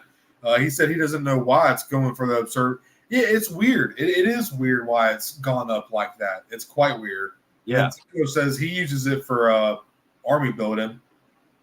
Same here, man. I like the figure, and again, I think if you're looking at it from 4 inches away and you've got your nose right up to it, you're going to see the dot matrixing. But if you're looking at it from an average distance of 5 feet, 6 feet away on the shelf, it's going to look a hell of a lot like a really good sand trooper. Yeah, man. So, Drop Dead Daniel, he was saying with the right lighting, it's gorgeous. Yeah, I agree, man. Yeah. For sure. I think honestly, I think it might be, oh God, I'm going to say it. I think it might be my favorite of the new Stormtroopers. Flame on. Let's go. Okay. But, I think that might be the one, That's cool. I like hot takes like that, man. And I dig the blaster it comes with too. And I'm only hot for it right now because I got 2 in the last month to build my little mini squad. And I wanted to mention it because I think since the last live stream, I got all 3 of the ones I own between now and then. And so I've kind of been smitten with it. I've got a bone for that thing right now, I see you, dude. Yeah. Gotta have it, man. Right. Exactly. What did you think about that? I actually also just watched Matt Bryant's review on the Stap. I haven't ordered mine yet, but I plan on ordering next week because I have to have one of those. What's your opinions on that, man? Me and you kind of talked about it for a second, but we were trying to save it for this, Oh, so here's my thought on it. And for those people who might be a little bit older who are collecting the Phantom Menace stuff, so they had in the original Hasbro Kenner 4-inch line, they had the most gorgeous Stap and Battle Droid in the Naboo Swamp package. And it was a preview thing, and it was absolutely beautiful. Yep. And I own a couple of those, 1 out of the package and 2 in the package, and it is absolutely a stunning piece still to this day with the whole diorama packaging. Yeah. For the life of me, I wish that they did that because I would buy 2 of them, and I would keep 1 in the package just for that beautiful packaging, and I would have 1 on display. The one that they have now in the package fails me a little bit because I feel like they missed an opportunity there. I'm still going to buy 1. I'm going to buy 1, but I wouldn't buy 2 of them because I don't like the package enough to keep 1 in the package. So I guess that's what I would say. It's worth buying, but it's not worth buying 2 for a guy like me. Yeah. But do I love it? Yes, I'm a B1 guy. I'm a Stap guy. I love it. Yeah. But there's something so striking about that vintage preview green, gold, black package that I just want it so bad, So I don't know. No, the packaging was I think I commented on this on Matt's review. It just hits you right in the nostalgia, man. You know what I mean? Like the Bloodfin, the Maul Speeder, dude. Yep. That episode 1 packaging, like I have to have it. Like right here, I still need Obi-Wan Kenobi and Maul, but talk about figures that are expensive on the aftermarket. But I have my little Phantom Menace. I'm a huge Phantom Menace fan. Qui-Gon is my favorite Jedi, if not character, in Star Wars, other than maybe Maul or Vader. Yeah, I love episode 1, dude. So that when I seen that, I knew I had to have it, man. There was no question in my mind. It was an instant buy. Oh yeah. Well, I mean, hey, I'm gonna buy a Stap and Battle Droid for sure. I'm just saying, I would have bought 2, and I know that there's other people out there who feel like me who would love to have that preview packaging for that reason. Oh, But man. yeah, hell yeah, man! It's a great set. Yeah. It who doesn't like a staff and a battle droid? Like, oh my god, you know. And for a guy who likes to build displays, that is one where, I mean, oh my god, you can have a jungle and vine and a swamp and trees, and oh my god, it's just so cool. You know, it opens up a lot of doors for customizing it, like dios, man. Oh yeah, you know, and I'm sure they'll do a Clone Wars blue one with the Trade Federation cog on it and stuff like that. So, you know, I'm looking forward to those variations of it as well, for sure. Yeah, because I was the one thing that I like the most, obviously with Maul, the Bloodfin and the Stap coming. That's like somebody said. I remember hearing somewhere that people. It's like it's not them dipping their toes in the vehicle line. It's them dipping their toes in the vintage packaging. Like, and I think it's both. I think it's them hitting this like slightly older crowd, like especially my generation where we have we're older now, we're working, we have some disposable income, yada yada yada. Yep. I just feel like mostly it is them dipping their toes back into the vehicle line because, you know, that first order TIE fighter is crazy on the aftermarket. The snow speeder is like 140, 150, you know, like. Yeah. Do you know when the snow speeder, because you had the snow speeder, the Black Series, right? I do, yes. Was that 2018, Hyper? 2018, like right before COVID. I remember buying mine I remember buying it at Barnes and Noble, like right before COVID dropped. So, cool. You know, and that one, guys, get that. I'm sorry, Doug. My bad, man. I'll try to pass it to you through this way, buddy. I'm sorry. Luckily, my wife is cool and she does not care. I get to do pretty much what I want. Right? I know. Yeah. Excuse me. I'm 3 glasses deep into the Angel's Envy. I'm starting to see double here, but you know, hey, whatever. So. Hey, dude, that's how you know. That's how you know you're rocking, man. You're vibing. Right. Timbo said too. It was a little. Thought it was a miss not to do the green packaging. Yeah. For sure, dude. Yeah, because I actually seen one at my local comic shop, and I forget how much the tag was on it, but I almost picked it up just for the nostalgia of it. I was like, but I've been opening up so much of my stuff lately, man. I don't leave much of my stuff in box anymore. That's how I started out collecting, but I've kind of gotten away from it. Well, hey, man, you know what? We're here at the 3-hour mark. Can you believe that? Yeah, that is true, man. It is 3 hours, dude. I could do this all fucking night, man. But I know, man. I know. We got stuff to do. I know we all have our lives to get back to and everything. But if we need to cut it here, man, I'm cool with that, dude. I know it's getting late. What do you say we reconvene in 2 weeks? You want to do one in 2 weeks rather than a month from now?